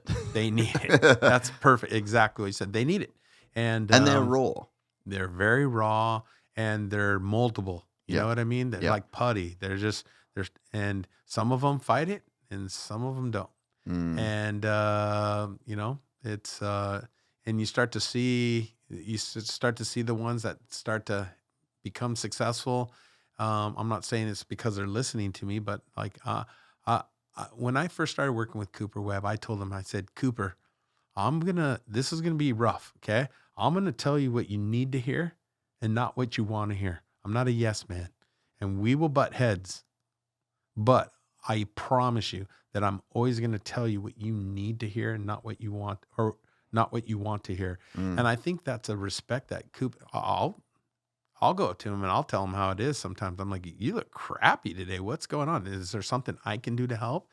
And I'm sure if someone heard that, gee, who are you? You don't even ride a motorcycle. What are you telling Cooper Webb? Like but I feel like I've created that relationship with all my guys that I tell them all the same thing at the beginning of the year. When I work with you, I'm going to be honest with you. I will tell you about your injuries, but I'm going to tell you when I'm not cool with something, I will be honest with you. I'm not cool with this.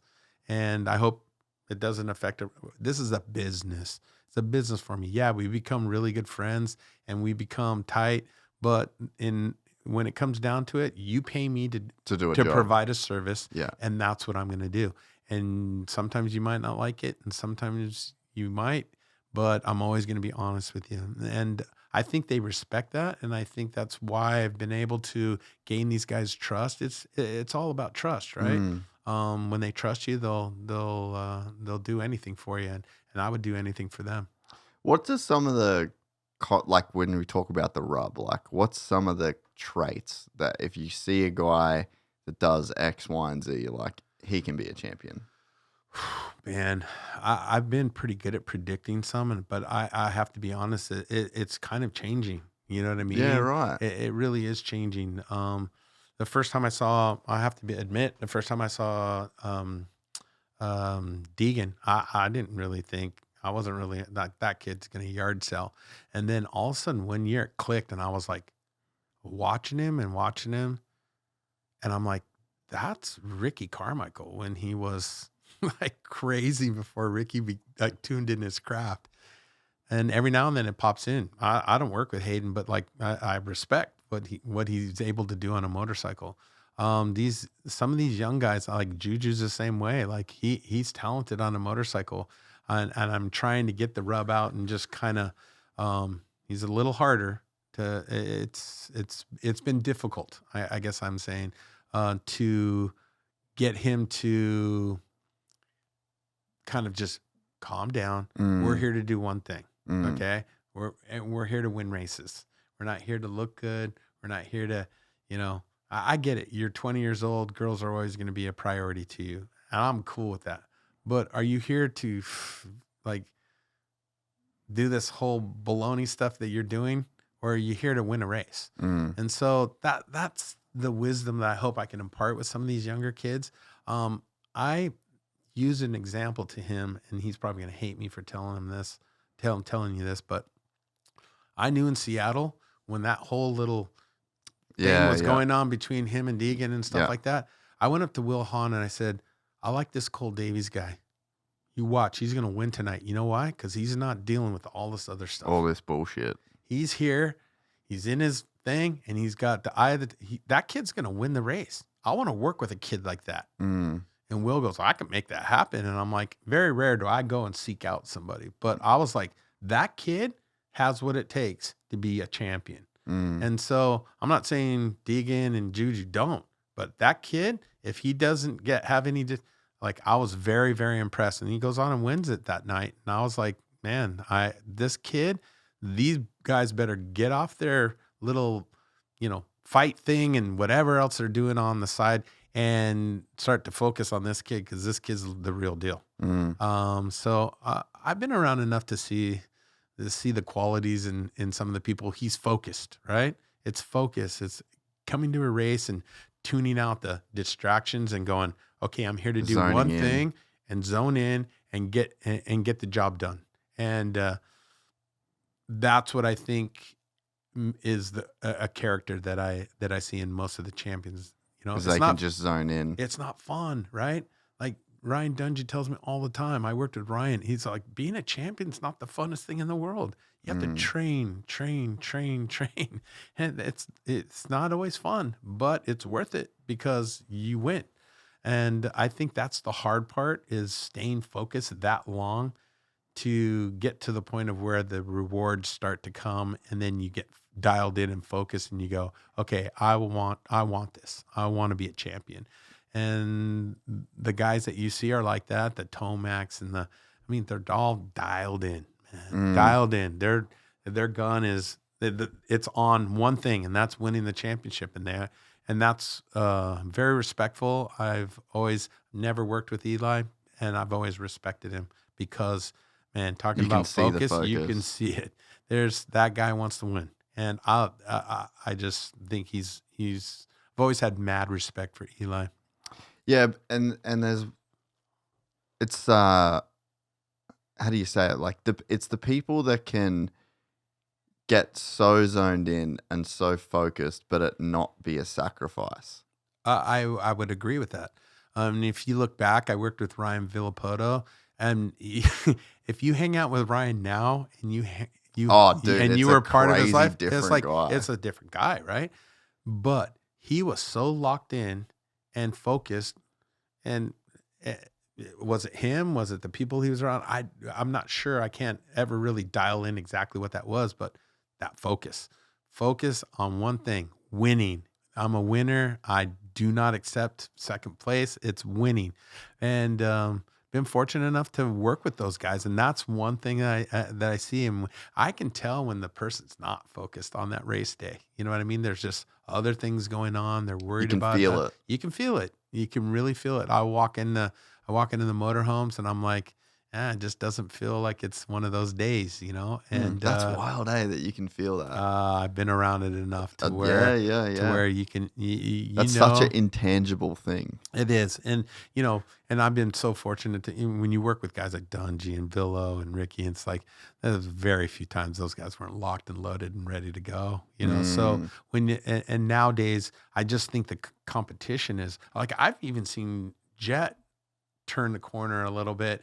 And, you know, before it was just so easy for him and he was just so scrambled, squirrel, you know, and it didn't matter, right? He just went out there and now, there's something that's turned a little bit in his career to where now he can, I know days that he's going to go out there and wax everybody because the focus is there.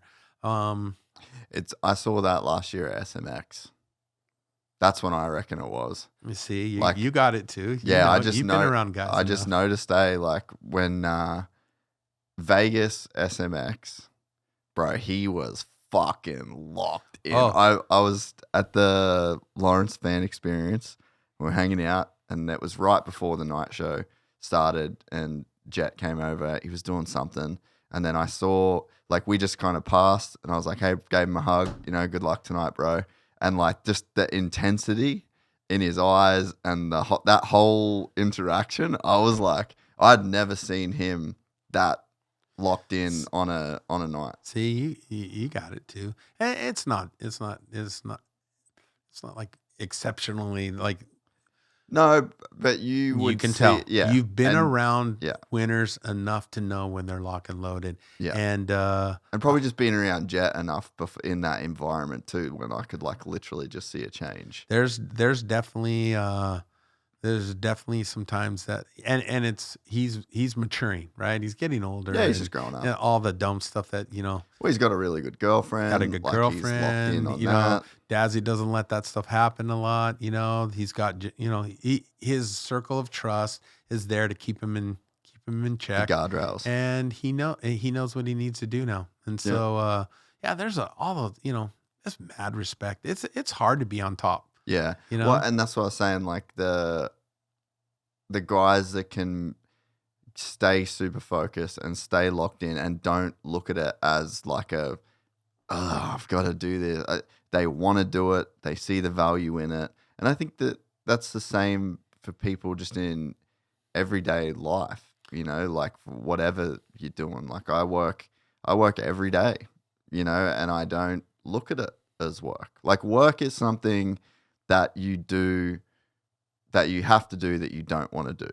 So if treating a patient is something that you do want to do and you have to do it, it's not exactly work at that point. I agree with you. You know, that's a good way of looking at it. So if you can get to the point where you do the things you have to do and you are fine to do it and you enjoy it and it doesn't feel like work, those are the people I think that truly become champions. And maybe you look back on it in, you know, like a Villopoto, and he's changed completely. It changed his personality to like have that stress off of his shoulders. But it's like he did the work. He got focused. It wasn't work to him. It was just doing what was required.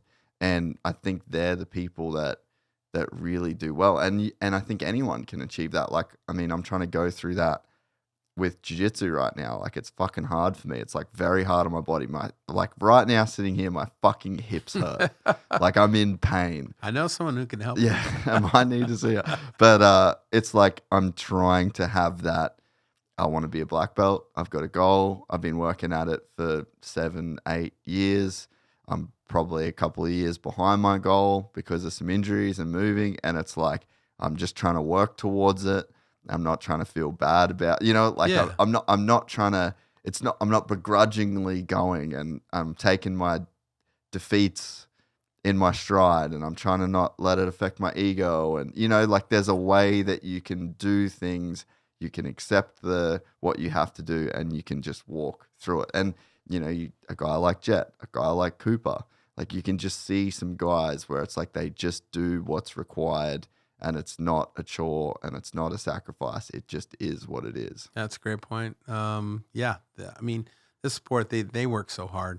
I just don't understand how the sport hasn't figured out a way to taper it down a little bit to less races or something like that. Cause I mean, what are we looking at the last 3 years? Like, by the time, 16 and 17 round goes, it's the battles between two dudes, and it's rough. I don't know the answer to that, but I know, I know it's rough. It's, these guys have to make it through a Saturday and then training all week and doing, 2 20-lap motos. It's hard on your body. And I'm just surprised more people don't get hurt.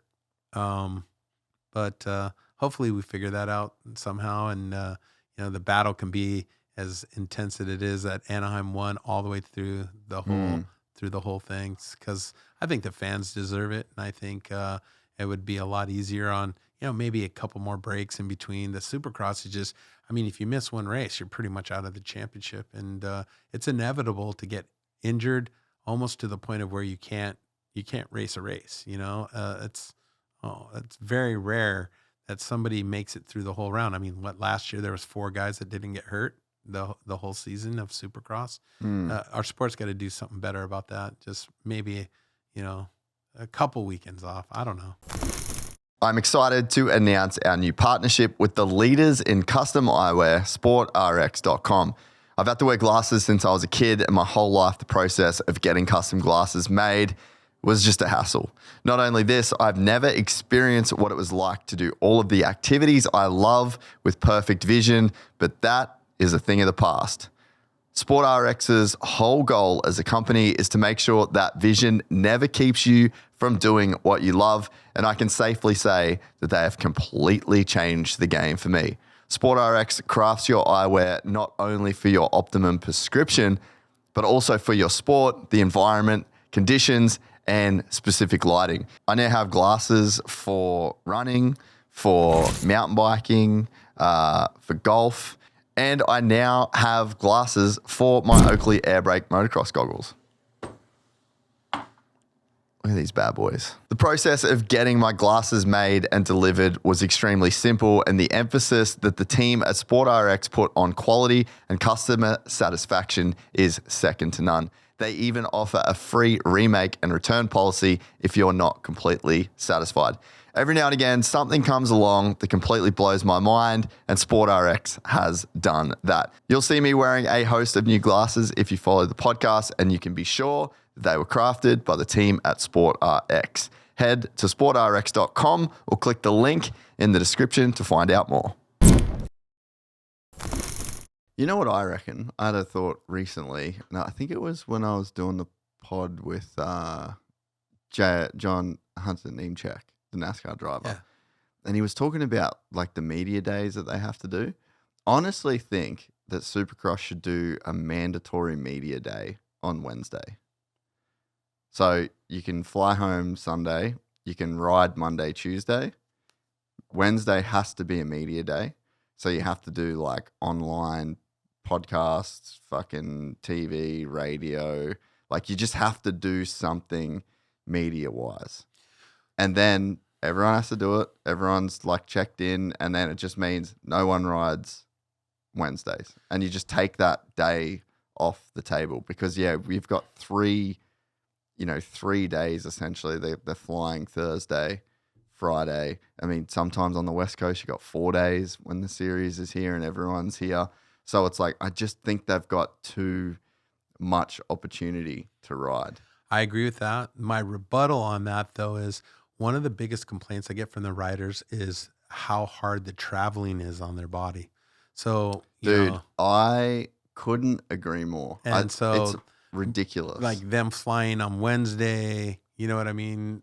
It's just the more time. No, I mean local. They don't. Oh, local. Not flying. It's just like online. Oh, okay. Yeah. I wouldn't want them to fly more. Yeah, they just. I mean, I know some of them have just, dude, gee, those seats, like, I'm paying first class now every single weekend because my back hurts so bad just from flying. And then you had the race in Seattle where they're all going from Florida all the way to Seattle. That's a long time in a plane. So I don't know the answer to that. I'm just saying, the recovery thing, from my standpoint, I just wish they had more time to recover from injuries, and I think we would see guys at a higher level because they're not dealing with injuries all the time. So I don't know. It's a sport where money's an issue too. So I get it. But I wish there was a way that the guys had a little bit more time to be at their best, and recovery is just as important as training. Yeah. And a lot of them don't get that. Yeah. Let's actually just talk about recovery yeah. for the moment. So what are the methods that these guys are recovering with these days? Like, and have you seen a big, how would you say, like advancements in recovery technology over the years? Wow, man. If you were to ask, I wish I had Ricky here to tell you what he used to do. I mean, it was rest, right? You just didn't ride. That was recovery. Nowadays you have Normatec boots that are like, squeezing your legs. They are good, eh? I do them at the gym. Hyperbaric chambers. You have red light. You have all these different things, all of which I use at my office. It's like, I get it. There's so many ways to recover now. What's the most effective? And like, what are you recommending to your guys the most? So like, it's difficult to put those in because each person's different and every body's different. But I would say that one of the biggest cheat code things, I guess you would say, is the hyperbaric chamber. The recovery in that is so progressive compared to what we had. So you just lay in that thing, right? And it goes down to negative 30 feet. And a lot of my guys will, sit in that thing and they'll recover.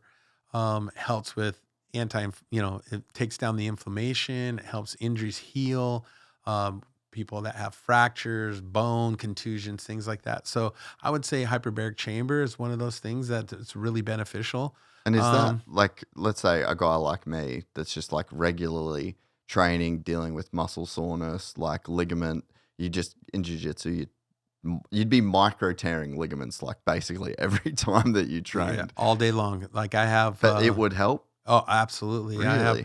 I'm right next to AOJ, which is in Costa Mesa, and some of the best jiu-jitsu guys in the world. And literally, they use a lot of my recovery protocols, things.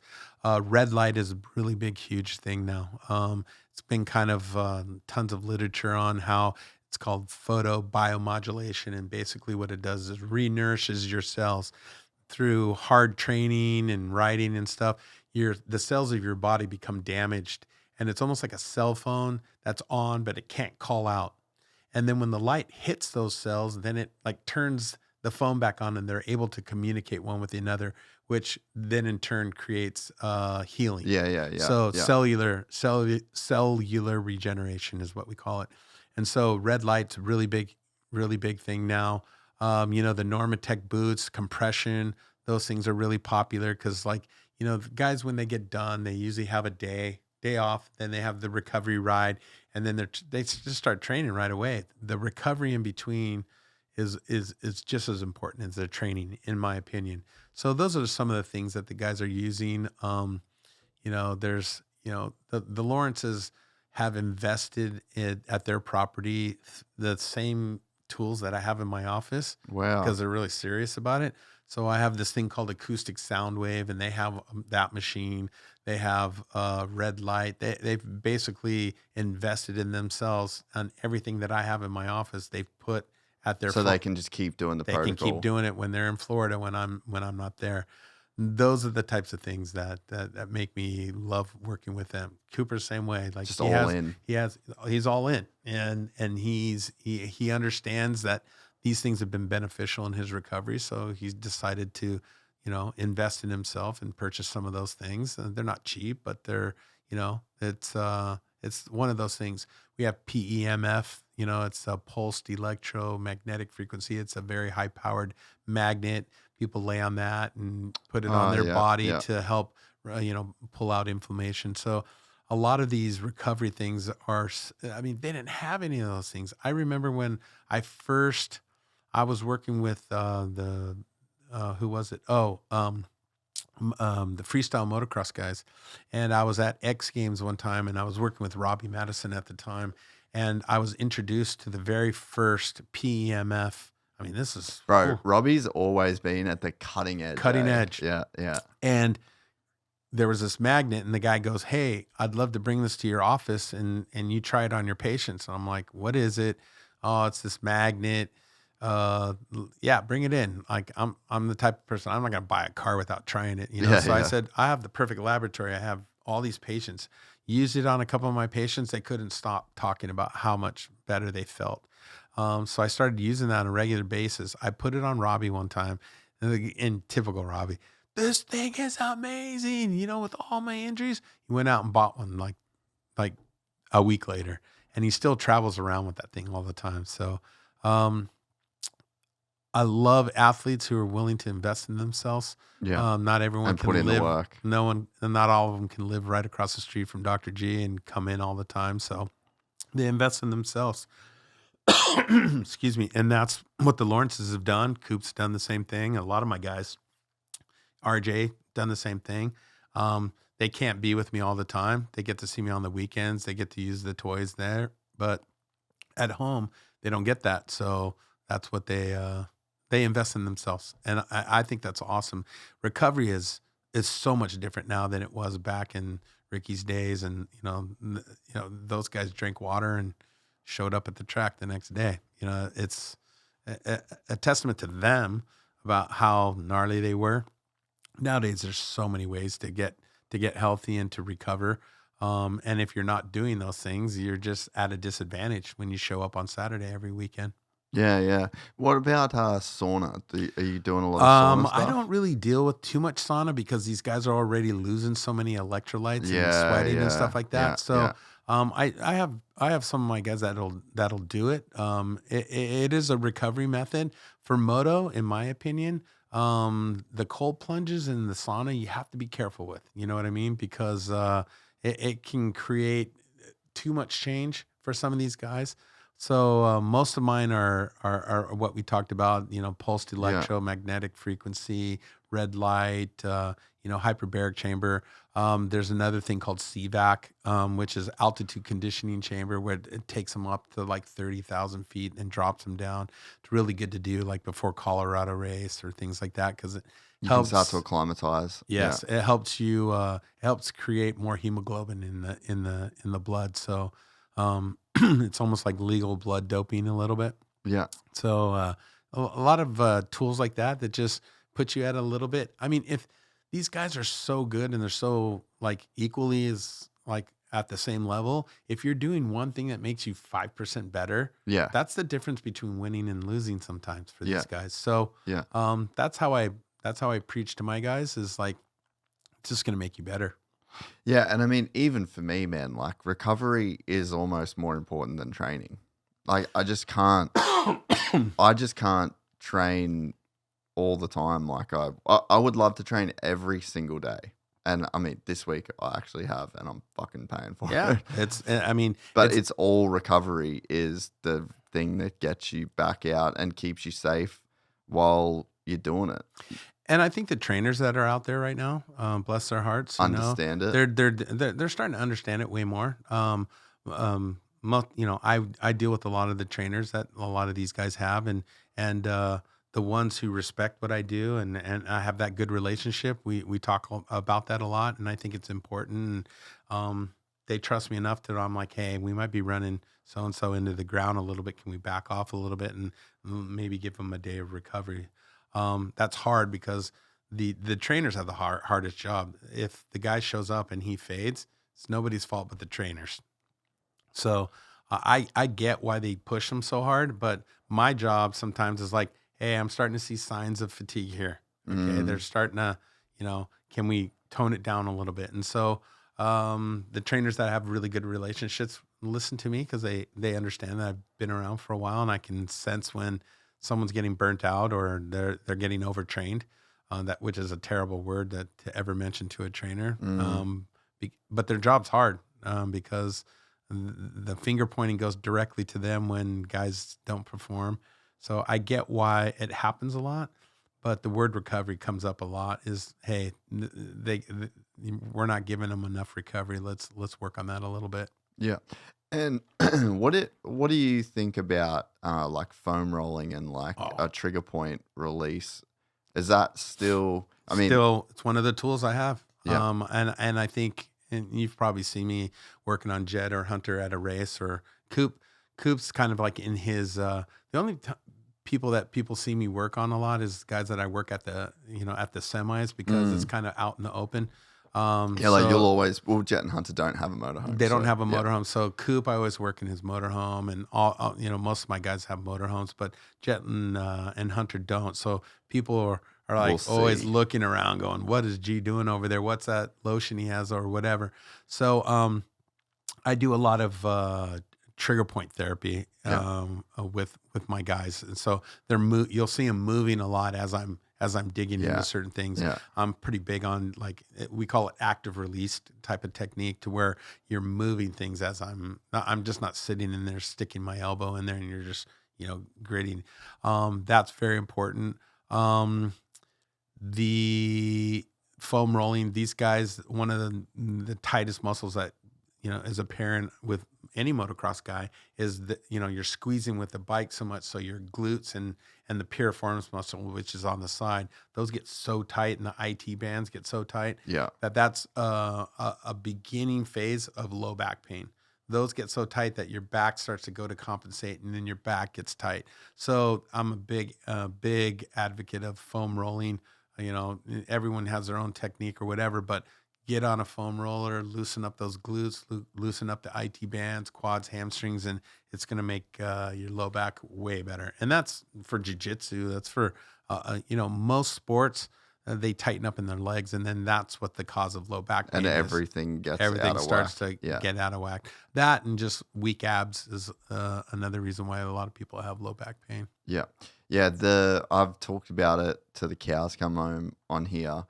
People need to get a lacrosse ball, and they need to get a foam roller. 100%. And you just got to live on that son of a bitch. Yeah. And these guys, the guys that I work with, sometimes they're lazy enough to where they won't do that, because that's no fun, right?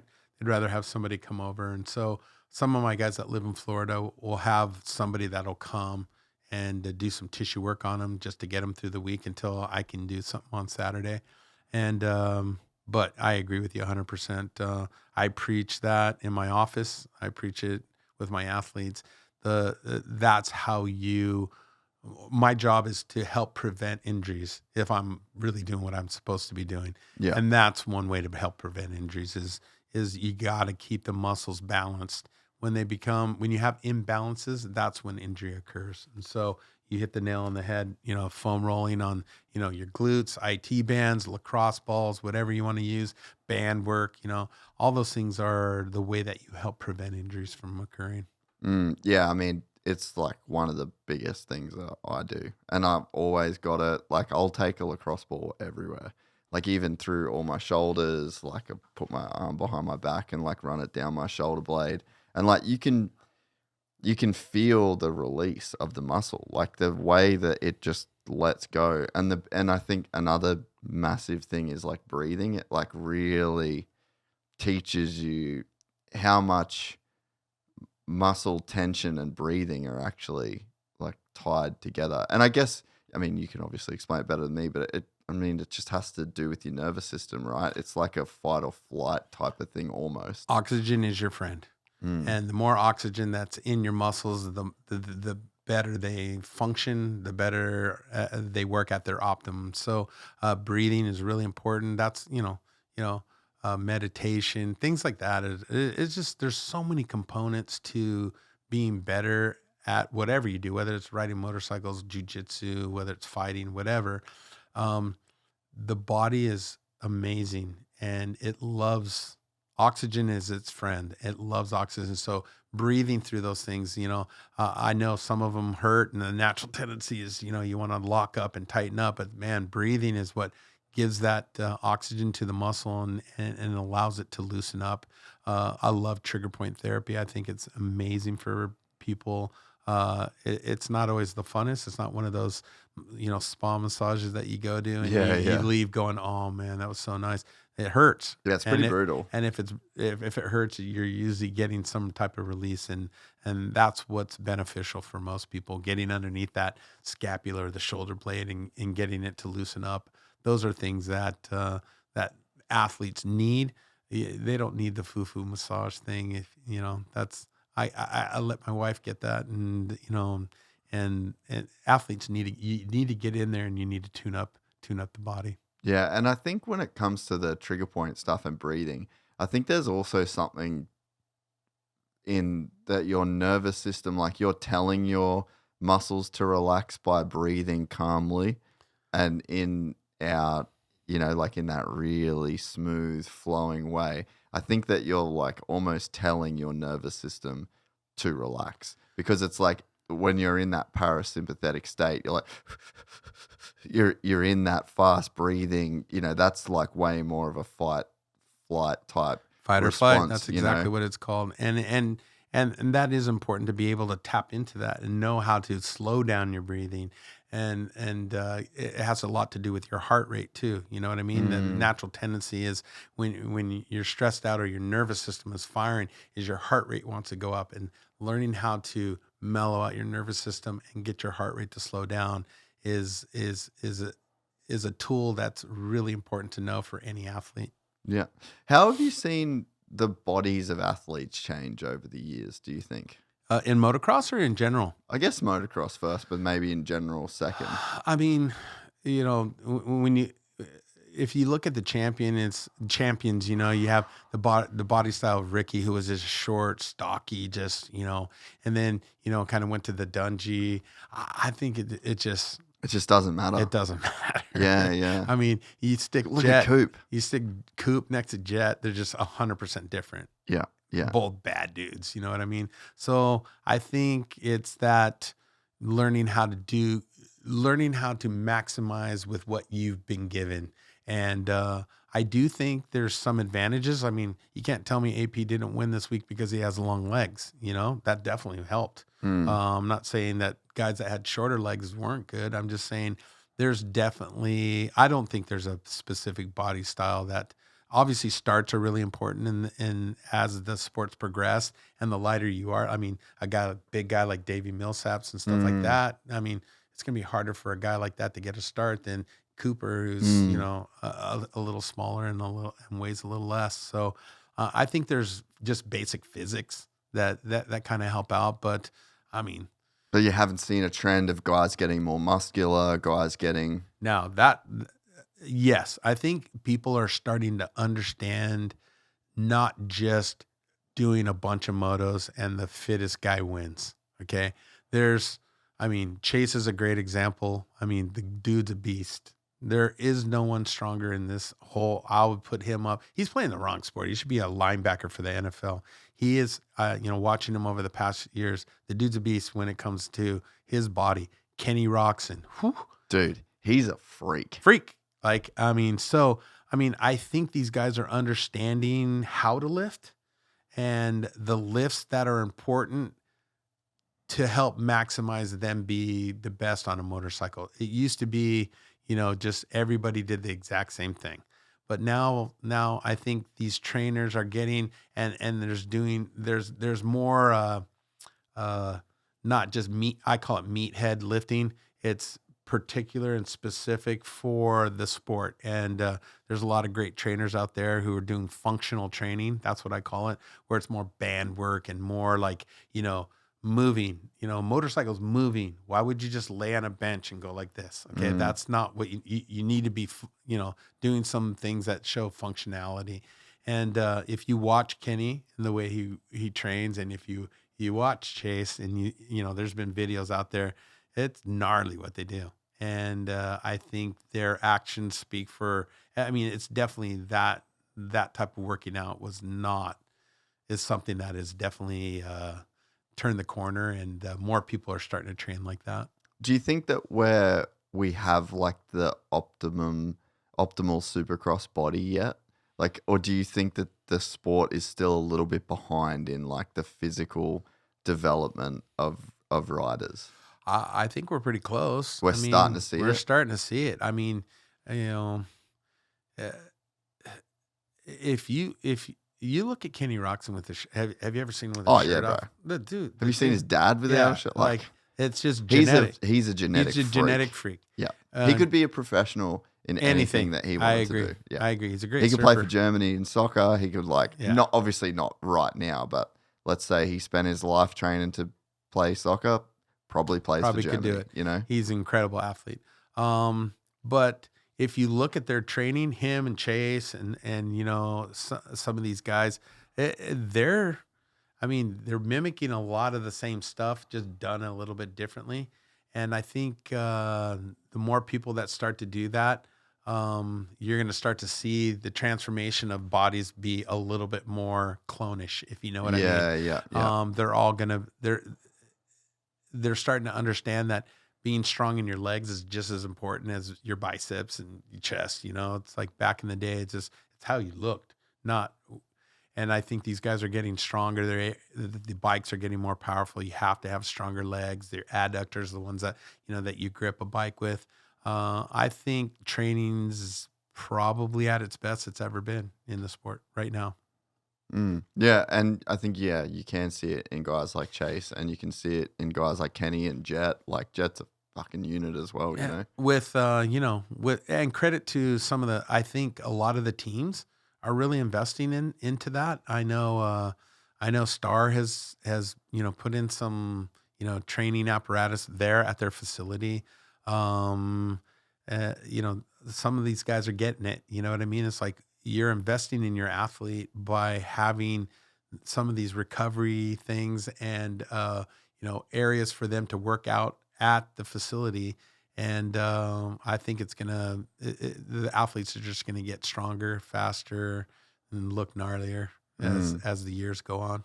Does a team like Star ever contact you and be like, "Hey, what should we put in our facility to take care of these guys?" I've always been tight with Jeremy Coker, and he asked me, he goes, "What do you think we should really put in this place?" And I told him, I said, "Here's what you need to do." And I'm sure it wasn't just me. I'm sure some of the trainers had some input, but I think, some of them have. I work with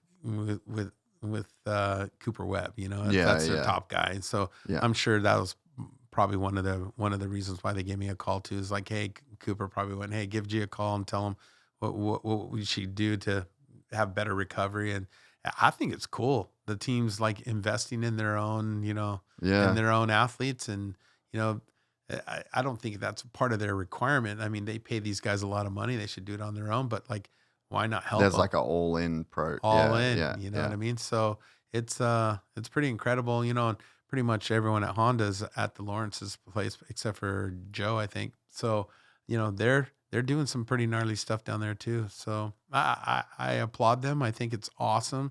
Why not try to be the best you can be? And if that's surrounding yourself with better recovery stuff and trainers who are training at its optimum, that's definitely going to give you the advantage. And you can see, I mean, look at the guys who are successful and winning championships. They all have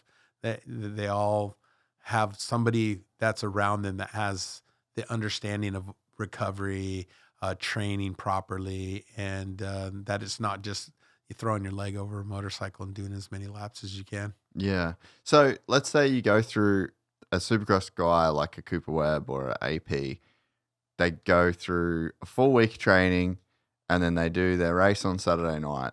Like, what is just the general wear and tear? Like, let's say they don't crash, they don't get injured. The general wear and tear of those guys of a week, like that when you see them after the race, like how sore are they? How tight are they? How beat up are those guys? It's pretty bad. There's definitely I have 4 guys that will not get in their car and leave until I work on them. And I'm sure you can guess the ones. And it's just that important to them because they know that's how sore they are.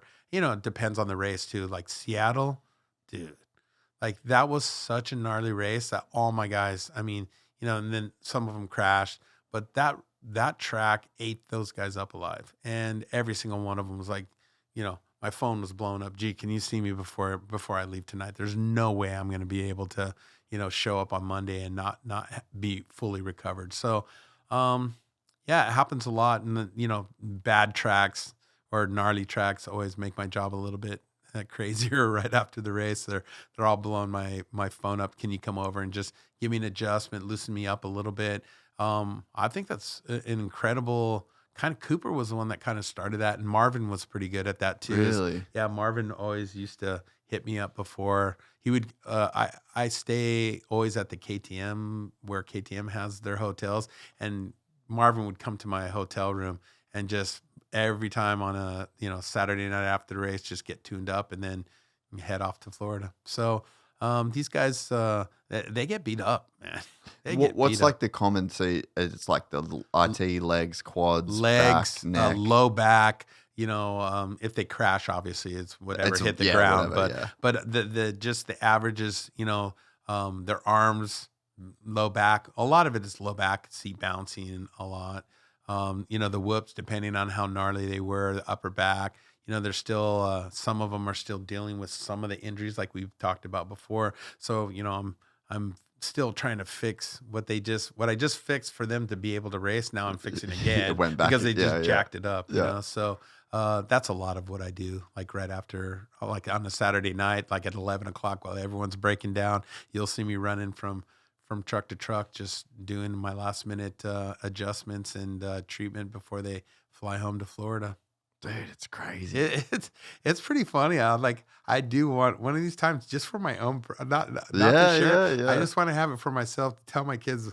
Like my wife thinks I just go and have fun, and I eat at the hotel and goof around with all my friends. And I'm like, I work my butt off. The 20% is that. 80% is grinding. Yeah, it's don't get me wrong, it's fun because I love the guys that I work with. But man, I'm always the last one at the track, still working it. People are tearing down tents, and I'm still there, working on my guys, and some of them won't leave until they get worked on. So that's just part of the deal. Yeah. I love it. Yeah, dude, crazy job, man. It is, and what's funny is I've been doing it for such a long time, and just normal. Most people don't. It's just a normal. It's a normal weekend for me, and then I usually get to the hotel about midnight and crash and catch the first flight back in the office at Monday, work Monday through Thursday, and it starts over again. Yeah, and so for people listening too, we'll break the fourth wall a bit here. This is where it's like 7:30 at night on a Wednesday. Yeah, Wednesday. It's Wednesday, and we started this at 5:30 because you're at your practice all day. Yeah, that's the only problem. I'm a workaholic. I've admitted that, but like I've said before, but is it work? It's not work. It's not. I go and the people who know me are gonna know that Dr. G is nothing. He's never serious about anything. I am, but I love to have fun. Yeah. And all my guys, they have to put up with my dumb dad jokes and my pranks and stuff like that. That's just who I am, and I think that's part of the reason why some of the guys work with me is I know when to have fun, and I know when to put my hat on when it's serious business, and I like to work hard, but I also like to play hard too. So it's fun, and I really like my crew this year. They're the guys that I work with. They make me laugh. They, they inspire me. They really do. I tell them when they do too, and they just think I'm full of crap because I'm always joking with them. But there's been some very, very inspiring rides this year for me where I just looked at some of them and just went, bro, how did you do that? And I'll come back and my patients are all like, oh man, did you see so and so? And it's the talk of the office, and I love my job. It's the best. Dude, it's the best. It's so cool. So we talked before about the Mcadoo crash at Atlanta. Oof. That was probably one of those ones that got people talking to the office. Oh yeah, it's so we're talking about Atlanta. Maybe one of the gnarliest crashes I've seen in Supercross. I mean, you see that in freestyle, but not in Supercross. And it was during the COVID thing, and we were there doing 3 races, I think, and gnarly crash.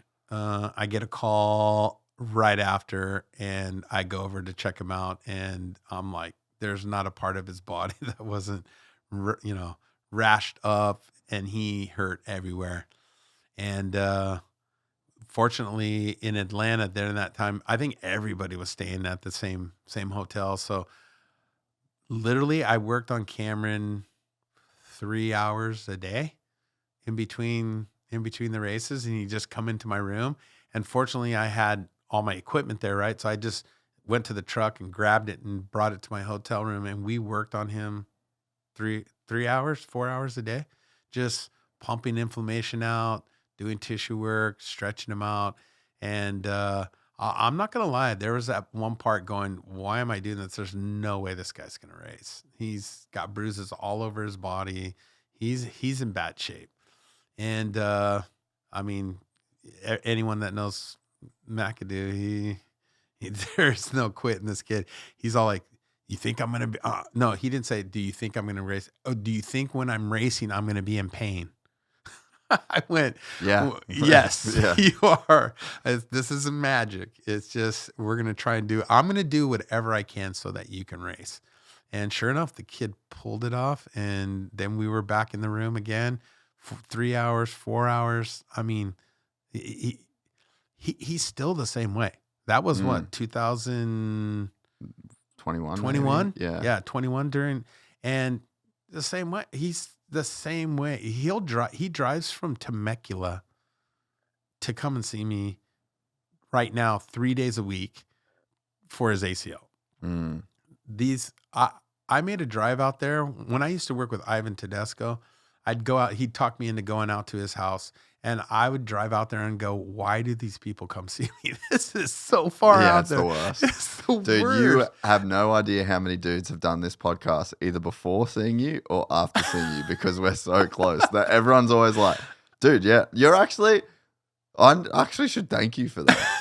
Because there's probably no other way that I would get dudes to come to here to do the podcast, but everyone does it either before or after they see you. I tell them, I'm like, what? You guys I never thought of it. I go, you got to find somebody else, bro. I don't think I'm worth it. That's a long drive. My back hurts just driving there. Yeah. But anyway, the dude, he's just committed, Yeah. There's no, it's my hat goes off to him. That guy will do anything. Like if I made up something and told him to stand on his head because it was going to make him feel better, he'd go home and stand on his head. I love that trust. But I hope he knows that I would never let him down. Yeah. You know what I mean? When someone's like that and as dedicated and he's done nothing but amp me up to people, just like, dude, I couldn't have done this without Dr. G. And when you hear that, it's like the dog that gets petted every now and then. I don't expect that from my patients. I don't expect that from my athletes. Like, when they thank me on the podium, that's cool. I don't expect that. They pay me. I'm doing my job, Yeah. But Cameron has been the one that's like, dude, G, I couldn't have done it without you. And it's like, man, that's kind of cool, I love the kid. He's there isn't anything I wouldn't do for that kid. How much pain do you think he was riding through at the start of the season with his ACL? So, what's crazy is, like, I'm not going to say he's the toughest kid, but because, like, a lot of things happen to him, right? But the determination he has is unbelievable. There's never a doubt. There's no quit. It's not if I'm going to ride, is how much pain do you think I'm going to be when I'm riding? That is something else that you can't. Him and RJ's the same way. There's very few buttons, very few people that know how to turn off the pain button. And they can. Those two can. A lot of people can't. And it's been always very impressive that, when was it? It was an Anaheim race that something happened to his arm. And it was, when I got to it, Maddie calls me, Gee, please, can you come over and check us out? Go over there. When I looked at his arm, it was 3 times the size of his other one. And I'm like, that thing has to be broken. Went to Asterix, not broken. He comes in, he goes, it ain't broken. I'm racing. What do we do? I'm like, bro, Rest. Don't race. Yeah. Let the swelling come down. What was the swelling from? I forgot what he did. It's like he either hit it really hard, but it was blown up. He looked like Popeye. Do you know who Popeye is? Yeah, Okay. yeah. Big old forearms. So what did we do? It wasn't an option. Pull out some of the machines, just get that thing, taped it up. Guy went out there and got like second or third. It's just these guys are some of them are Superman. Like I know I've said that 100 times, but it's blows me away at some of the toughness of some of these guys. It just blows me away. I could tell you story after story of some of these things that this was like literally gross. I mean, RJ one time fell on a stake at Hangtown. And when I got to him, he's like, gee, hurry up. I think you got to check me out because I got the second moto. He lifted up his arm and there was a hole this big and I could see his rib cage. It was the biggest gaping hole I've ever seen. I don't know how his lung didn't collapse. And all he was worried about is hurry up and tape me up so I can go. I'm like, bro, you're not racing. In fact, put this thing underneath your arm. We're taking you to Asterix right now.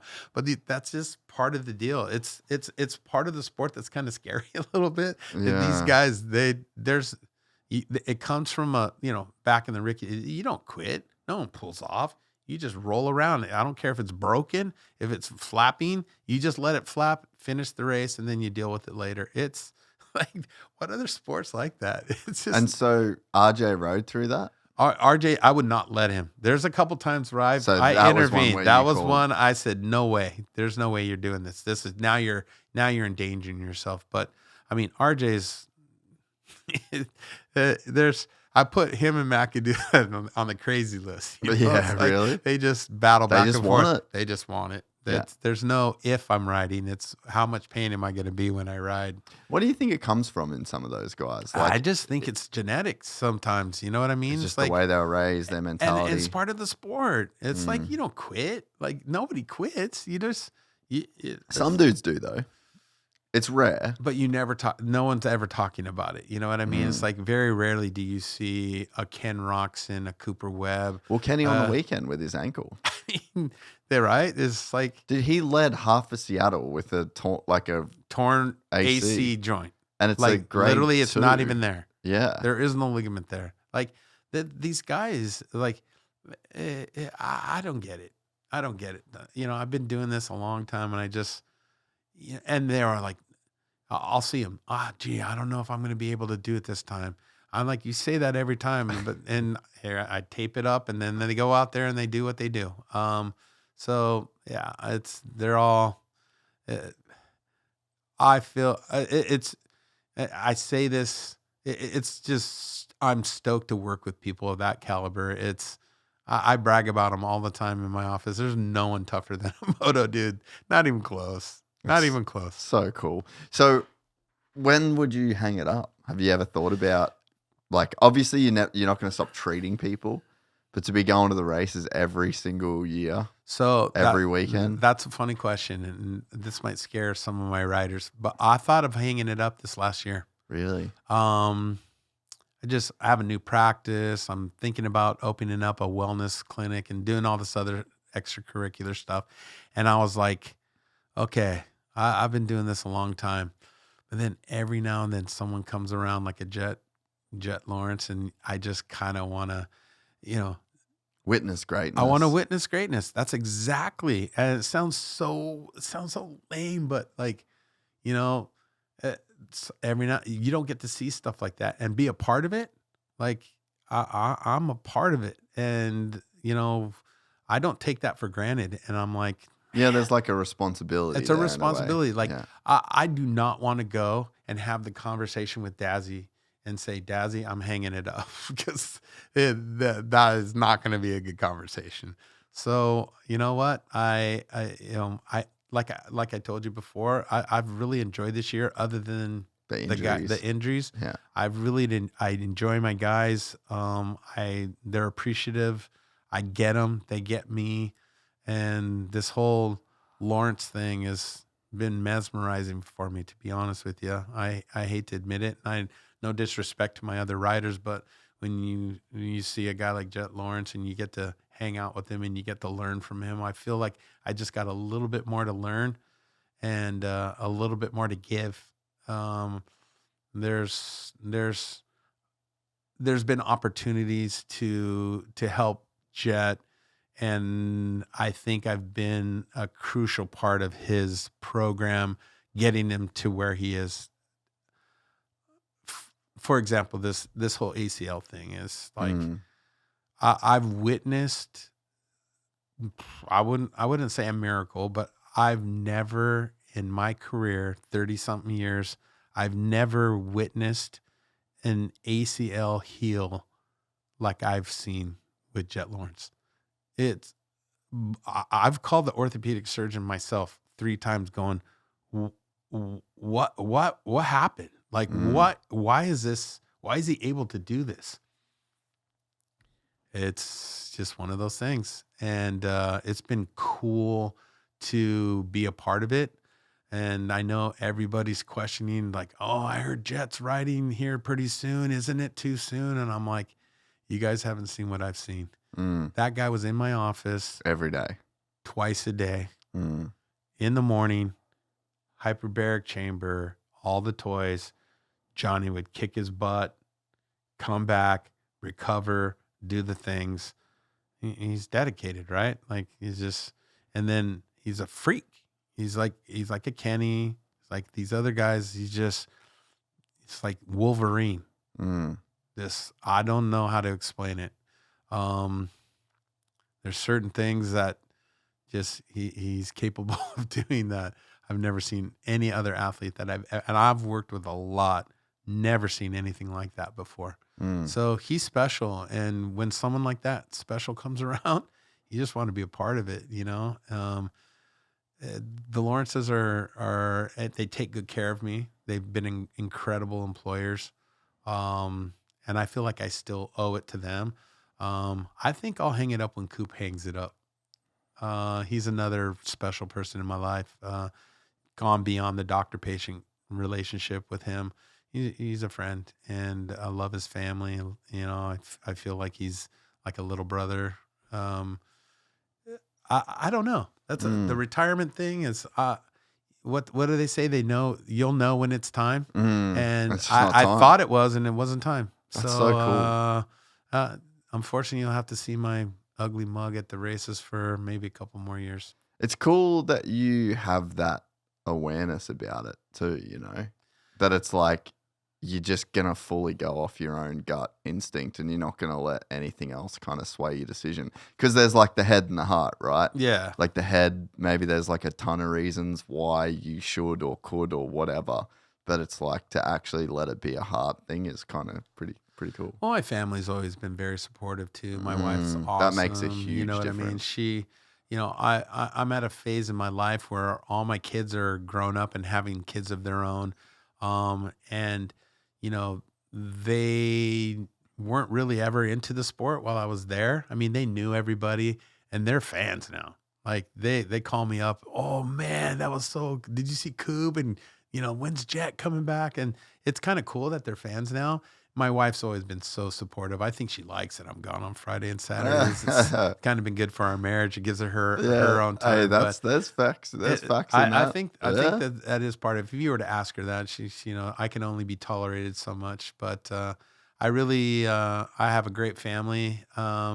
And they've been supportive through the whole thing, which makes this a little bit easier. And she's become friends with some of my riders' wives, and it's turned into a big, huge family. So when it's like that, it's a little bit harder to leave, and it's also makes things a little bit easier on, you know, traveling because, you know, Guy, you know how it is. We live out of our suitcases every Thursday or Friday. I'm packing up and I'm coming back on Sunday, and then right back to work on Monday. So it's just part of the deal. You know, you can sit there and whine about it, but I love what I do. So I never really consider it too burdensome.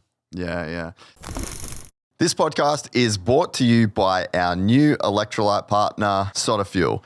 If you've been listening to the show for a while, you would know that I'm pretty big on the whole hydration thing. Every single day, I make sure I drink water mixed with SOTA Fuel electrolyte mix. SOTA Fuel is packed with all 6 essential electrolytes and key vitamins to help keep you hydrated and performing at your best. With up to 5 times more effective hydration than water alone, you'll stay energized and focused throughout your ride. Plus, there's no added sugar, so you won't experience those dreaded spikes or sugar crashes.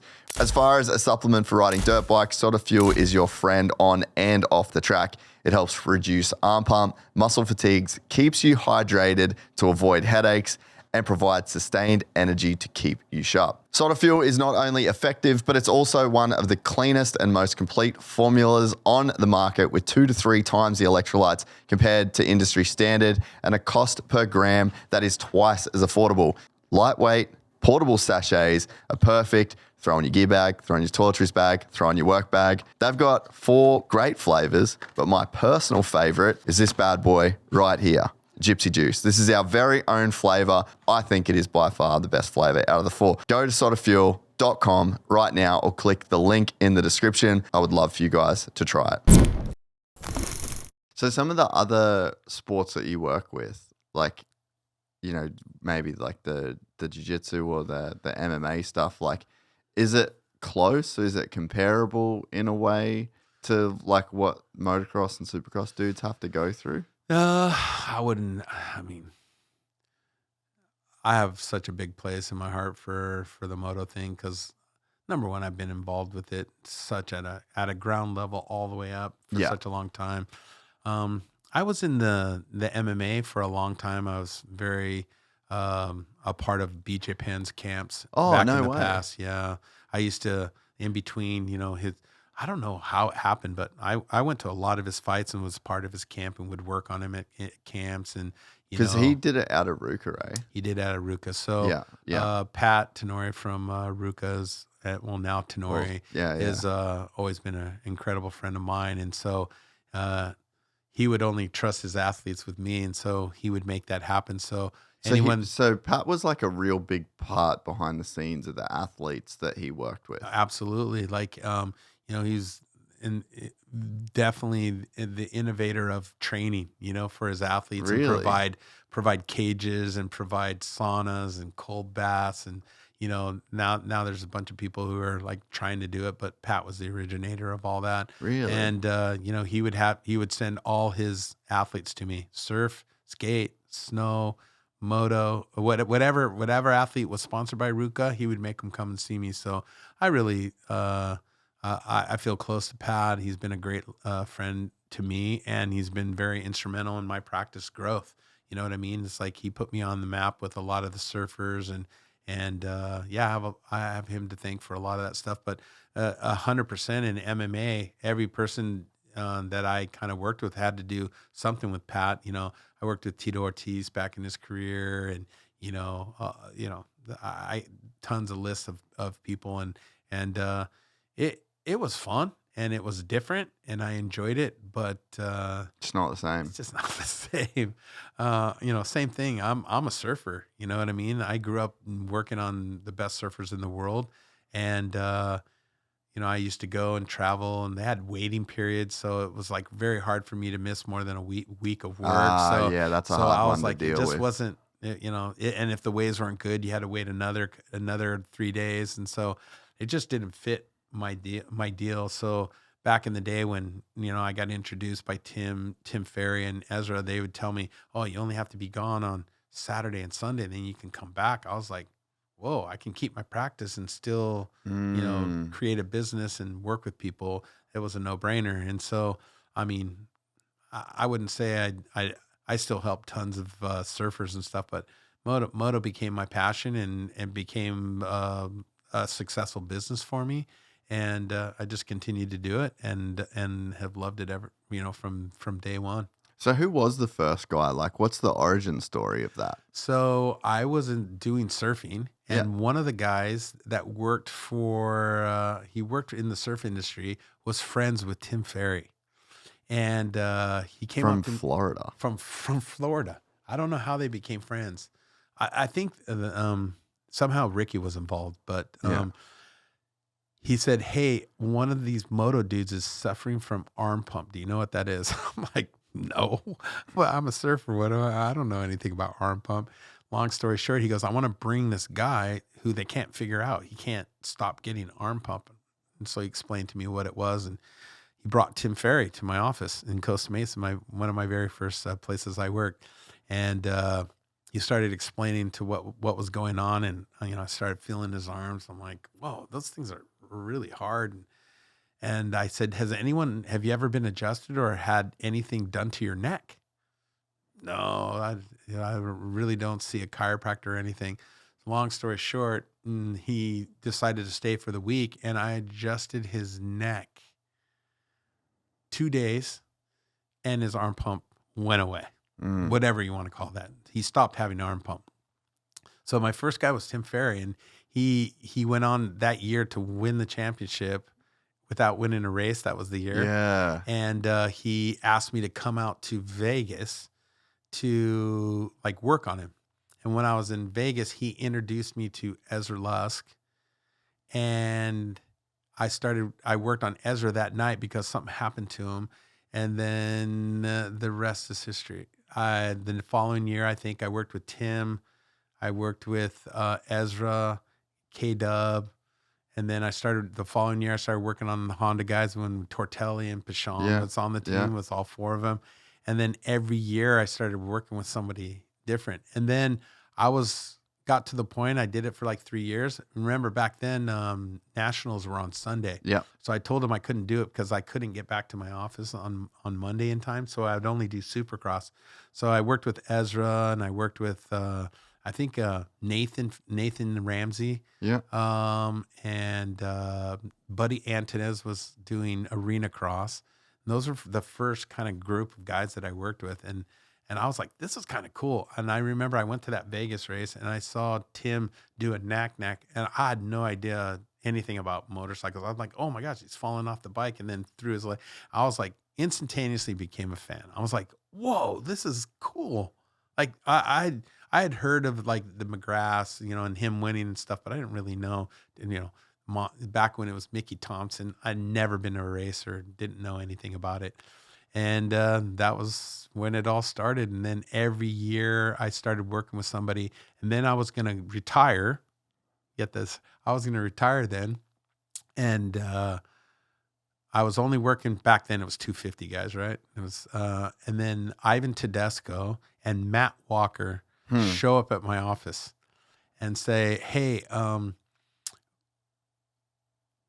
Matt was kind of doing the talking. Ivan was kind of quiet. Matt was all like, hey, because he was friends with Ezra and would see what I would do. He's all, hey, we're interested in you helping us out next year and doing what you do with Ezra and those guys. And I'm like, oh, guys, I'm kind of done, I think. I didn't want to be small time, but I was like, I work on 250 guys. You guys are at 125. Yeah.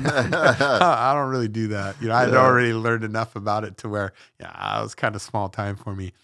And they said, well, what would it take? And I told them my price, and Walker's like, whoa, bro, we can't afford that.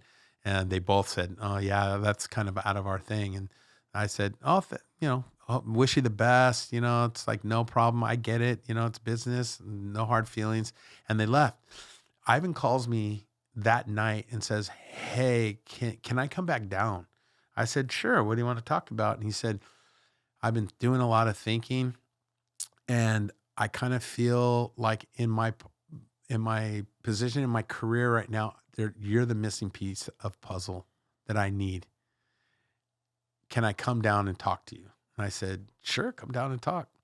I'm thinking to myself, I'm not changing the price. I mean, what, did he rob a bank and now he can afford it or something? I didn't say that, but something like that. He shows up at my office and he goes, can I talk to you back in a room? It was just him. Matt wasn't there. And he came back and he goes, he's kind of like looking at me and then kind of looking down. He's like, hey, Dr. G, like that's a lot of money for me, but I really feel like you're the missing piece of puzzle in my program that can get me to that next level. Now, mind you, I didn't even know who Ivan Tedesco was, right? So I was like, I like this kid. Like, you know what? He's like kind of calling me out. He goes, I don't know if I can afford it, but would you work with me? And I was like, hey, you know what? Let's do this. I like you. And started working with him a little bit, showed up to Anaheim and it was practicing and it had rained and he was doing the jumps and he ate crap. And I'm like, oh my gosh, what have I got myself into? I'm going to be stuck with this dude that sucks the whole year. And sure enough, that was the year Ivan won every single Supercross race, except for, I think it was San Francisco. I think he lost to Nate Ramsey. Yeah, he lost one. Lost to Nate Ramsey. Yeah. And that God, he was amazing that year, wasn't he? He was so good. I mean, I thought he still gets mad at me to this day because I thought he was the guy that did the parade lap with the sombrero on his head, which was, I think, Vallejo or someone like that. But I go, dude, I didn't want to work with you because you're an idiot. You do the parade lap with the sombrero. You go, gee, that wasn't me. He's so pissed off at me. And to this day, I still give him a hard time. But Ivan was the one that kind of got me back into it. And then that was when it changed back to the Saturday Nationals. And he talked me into going to all the races with him. And I mean, you know the rest. Ivan ended up, I'm not saying it's because of me, but like, I just think he needed that, what we've talked about, that one little piece that he felt that's the security. Yeah. And dude, he went on to win another Supercross championship, another an outdoor title. Then, you know, he went big and, you know, the Suzuki contract with Ricky. And that's when, Factory you know, I was Honda. working Factory Honda with Davey. And I mean, he's the one that pretty much put me on the map with the modern thing, you know, and to this day, I still think Ivan, he's the one, or it's his fault that I'm traveling every weekend. But Ivan and I are like this. He's the best. He's the best. I don't have to see the guy for a month, and every time I see him, it's right back to where we went. We went through a lot together. So, you know, he's one of the most underrated moto dudes. I mean, when I tell people, my very first experience of a Motocross of Nations was with Ivan when it was him, Kevin, and Ricky at Ernay. Yep. In, I don't remember the years. Maybe, like 05? 05, maybe. I think it was 05. I had never experienced that before, right? So I went over there and there was so many people watching that race that you could have dropped somebody from a helicopter and they wouldn't have hit the ground. That's how many people were there. And what tripped me out is this doesn't happen now. Everybody there was cheering for Ricky Carmichael. It didn't matter what country you were from. Ricky Carmichael. Yeah. I was like, why is everybody cheering for Ricky Carmichael? It's like he was such a bad dude that everybody cheered for Ricky because, I mean, he's the GOAT, right? Yeah, that was pretty cool. And then I did another two with him. Ivan Tedesco never lost a Motocross of Nations. Did 3 of them, and he won all 3. Matterley Basin, I think, was the next one. Yep. And then Italy, I think. So, Ivan put me on the map. I'll give him all the credit. That's crazy. All the credit. I saw him on Saturday by himself, riding at Cahir Creek last Saturday. Just went out. I pulled in and big number 9. He's still a bad dude on a motorcycle. And he just likes riding. Like, he obviously rides for work. Like, he's, you know, doing the Triumph thing. But, like, I pulled up. I rode up to him and I was like, hey, what's going on? He's like, man, I just needed to come out for a ride, dude. Like, it's good for the mind. It's good for the soul. I was like, bro. Love that kid. Love you. Love him. He's a salt of the earth. Yeah. I could sit here for you for another 3 hours and tell you some of the coolest stories that. What's your favorite? One of the favorites. Oh, man.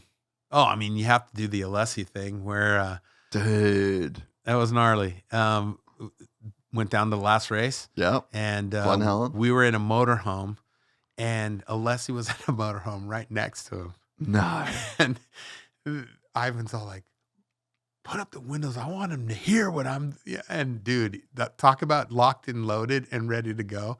And but he was nervous. I could tell he was really nervous. But that's one of the cool things. You know, the cool part is I still have the jersey from that. No way. I happened to be down at the podium and he tossed me the jersey, and I still have that thing. So that's a piece one of my history. One of my favorite.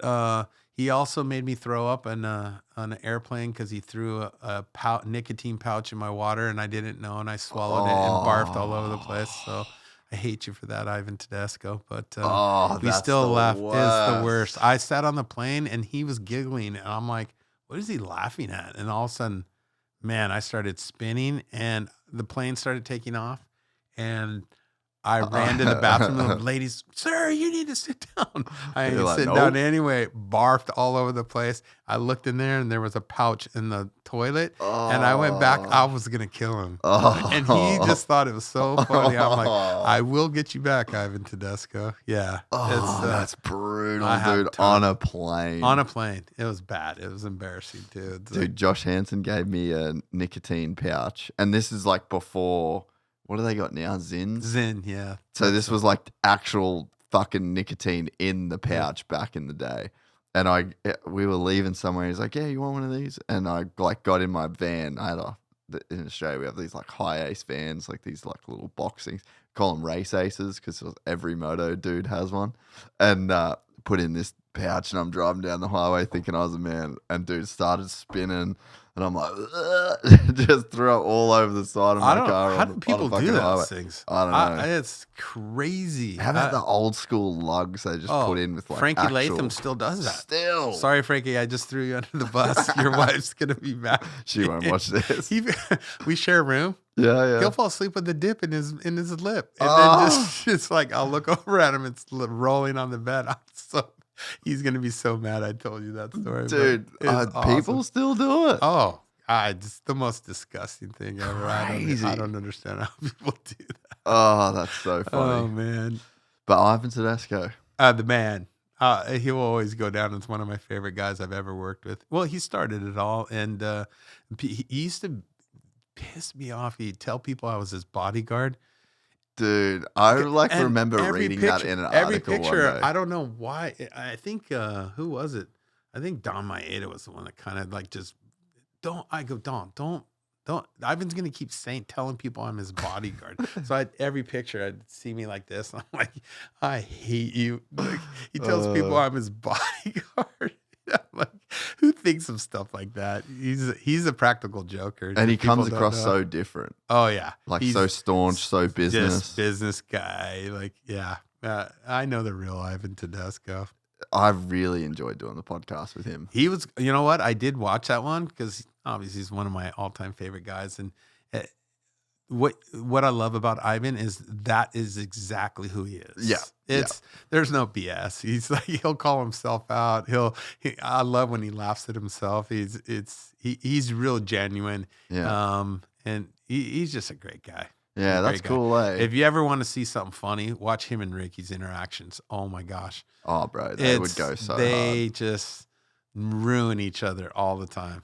It's funny, like, I mean, even when Ricky copped all that shit recently, it's like, and then the video of him like giving DB shit, I'm like, bro, he's torched me so fucking hard.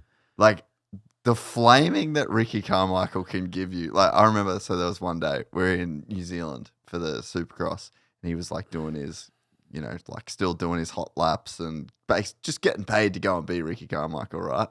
And I hadn't seen him in ages. I'd gone back to Australia. I used to see him all the time. We'd done trips to Costa Rica. I'd been to his house and like always been around him, and he just gives you shit, right?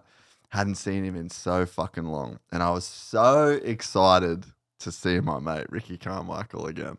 And he would always give me shit because there was one time where I was doing a lot of filming with James. And so I'd talk to him, and he's like, what are you in Florida for? I'm like, I'm at James's place. And he's like, oh, okay, yeah. Oh, sweet, mate. I'll let you to it then. And so he'd always be like ribbing me about hanging out with James. Haven't seen him in so fucking long. So excited to see him. And I'm like, there was like some people there, like some cameras there and stuff like that. And he's like, Bubba's guy just fucking shot me down in front of everyone. And we've all been there. And I was just like, bro, like I got cooked. So had nothing for it. And that's just Ricky Carmichael. I was trying to tell people, best, dude. I go, you think he's a bully? Bro, he starts off every text, hey, idiot. That's just who Ricky is. He's not being a bully. He's just like, he treats everybody the same. Like, Well, and the people that he can do that to, he obviously likes and trusts, and you know what I mean? 100%. But like every text from Ricky Carmichael, hey, idiot, what are you doing? Hey, guy. Yeah, that's every single Hey, time. pal. Well, dude, what about him and JH? Have you ever seen a person hang shit on someone as much as Ricky Carmichael hangs shit on JH? Oh, poor JH. Dude, he's going straight to heaven. He is going straight to heaven. 100%. I mean, having to deal with Ricky's BS all the time is dude. I wish people could really see, like, he has to be so buttoned up. Yeah. He's trying to do an amazing job. He's doing a great job. as a I think broadcaster. that's like, it kind of bums me out how everybody's kind of like, whatever. If you do all the people that are throwing darts are people that don't know him. He's the most loving dude. He would do anything for you. He's a great guy. I love Ricky because like people don't know how freaking funny he is, dude. He and he's a practical joker. He's always like, I love Ricky. I mean, it's a bummer to see that he had to go through all that stuff, but that's again the internet age, though, right? It is. Like it's the same. It's a bummer because like no one won in that. No, I mean, who does win out of that? Nobody. Literally, you know? like DB didn't win out of that. Like, I mean, maybe in like for a fan cycle of a few weeks he won, but it's like it's all for nothing because you never seen him in there ever. Like it's over. Done. All that's over. It's gone. Yeah. Like what did it accomplish? Nothing. Yeah. Nothing. So, but no, you're right. Like I wish there was a way that people got to see Ricky more in context, you know, and like more himself, just as the guy that he is. But it's like he just shows up. He's very professional. He's taking that job very seriously. good for him. Yeah, 100%. Good for him. Yeah. So, but in doing that, people don't get to see the version of him that I know that you know. Yeah, you know, for sure. There's a lot of people like that. Johnny O's actually pretty funny guy too, and no one ever knows that either. So yeah, we could go on forever with some of those funny stories. But going back to Ivan, like man, I remember Ivan asked me to go down to Ricky's one time, and man, savage. He's Ricky's ruthless, and that's what he loves. He's a practical joker, and you could take it however you want. But like, dude, some of the stuff he used to do to Ivan and just make his life miserable. I used to love it because Ivan had it coming to him sometimes. Well, dude, I was there one day in like 2015. We were doing a shoot for Suzuki, and Dunge was there. And it was when Big Rick was working with Dunge on like his practice bikes and stuff like that. And he came in and it asked for like 1 mil of sag difference. And Ricky was there. We were all there. And Ricky fucking lit him up, bro. Yeah. Just fully lit him up. He was like, dude, I'll rip a 450 out, because he had like all those bikes from back in the day, like in the shed, you know. I'll rip a bike out of there right now and I will bash those whoops 1 millimeter or so. Like he just lit him up. And it was just like, there's tough love in that farm, you know, like that's where some real work got done. That's where a real bad dude did a lot of gnarly work, yes. You know.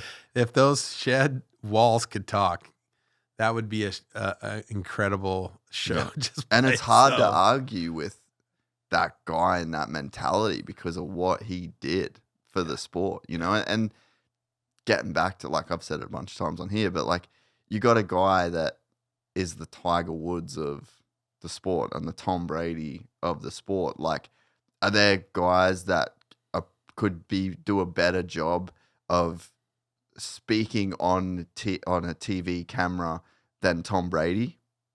Of course, yeah, Probably. there is, for sure. Is there anybody that was better at football? No. Yeah. Like, so when you've got that, when that's your resume, you have to respect it. You have to, because of that. Like, Cooper Webb last year, the ride at Seattle. What did Ricky say? He's got arm pump.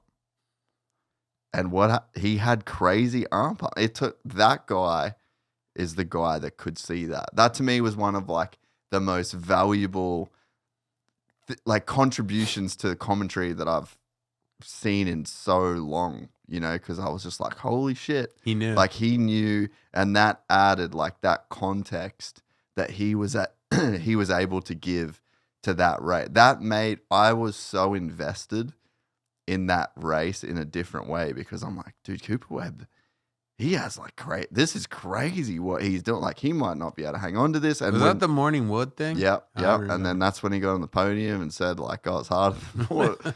And it's like, that is right there. That's the reason why. Yeah. It's because like that level of insight you can get from that dude, you know? No one else knows.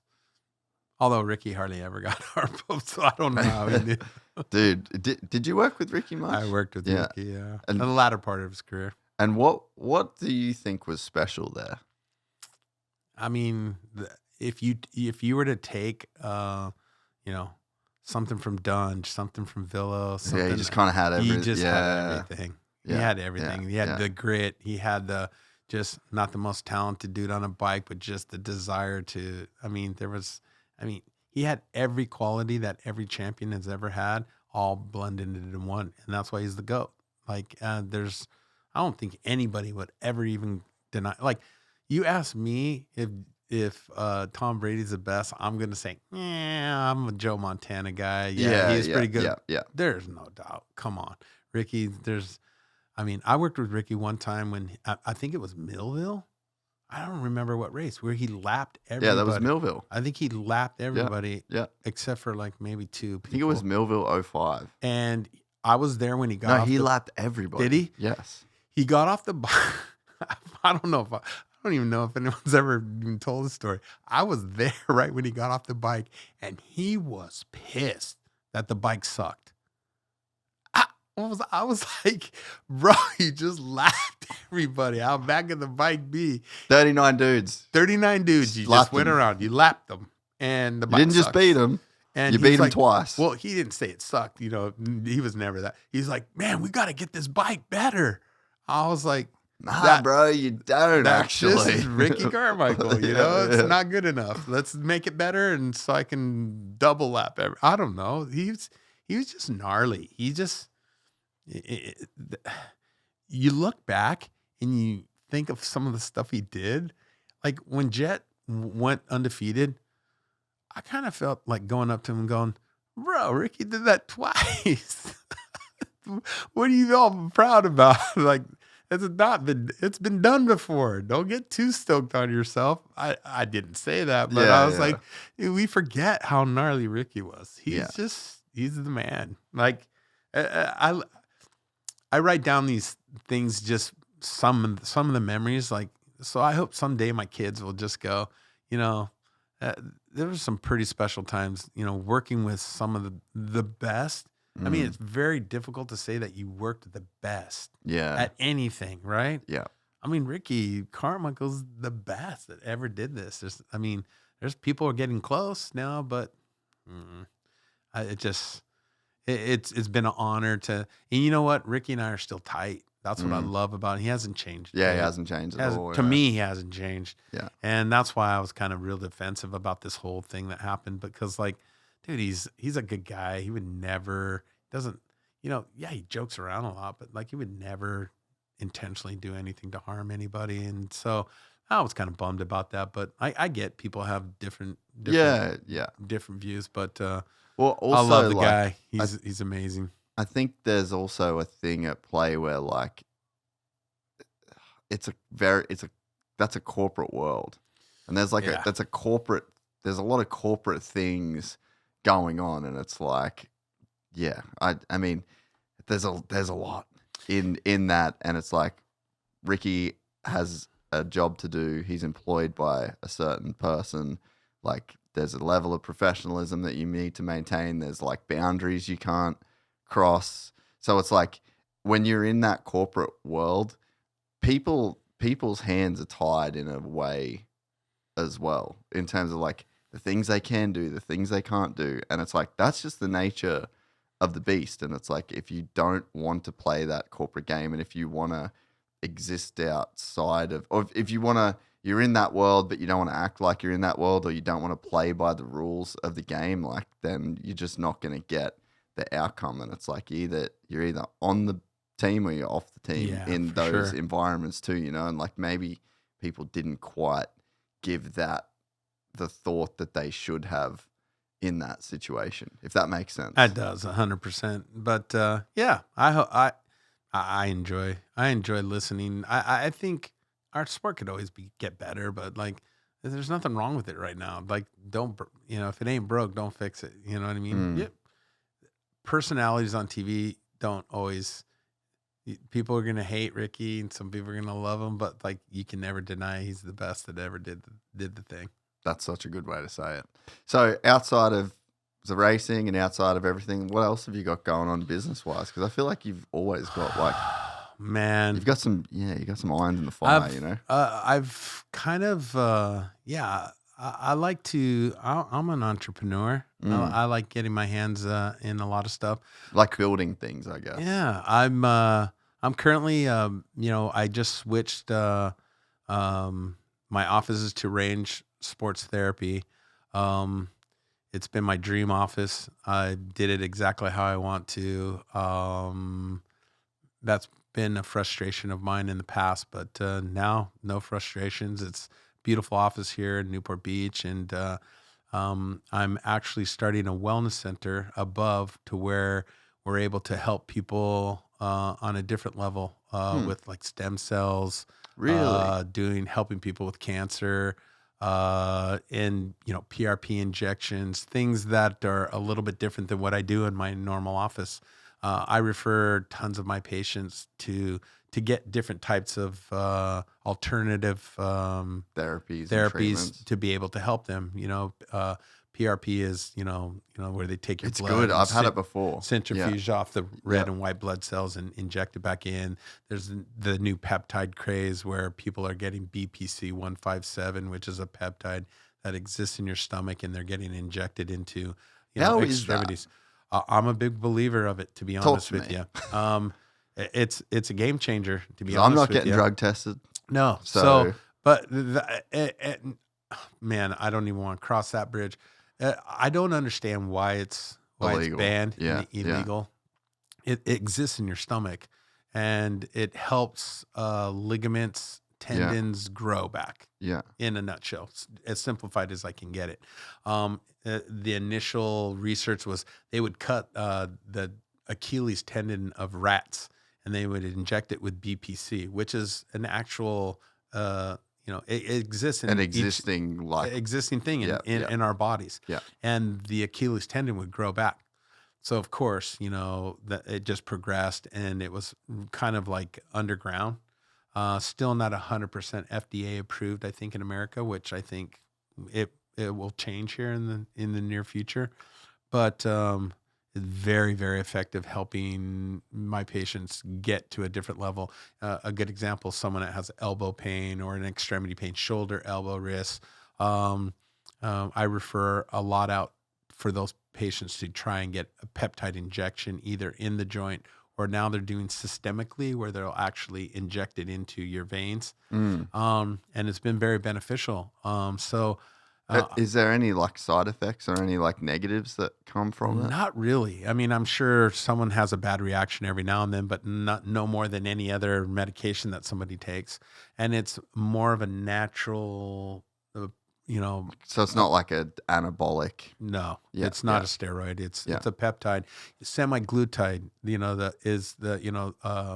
Ozempic.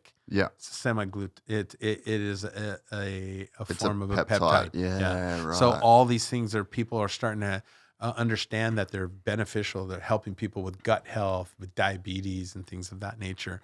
I refer a lot of patients to go somewhere else to get that, and I thought, man, if there was a way that I could open up a place to where I could keep all those people in one place and they can just go upstairs and get that done, why not do it?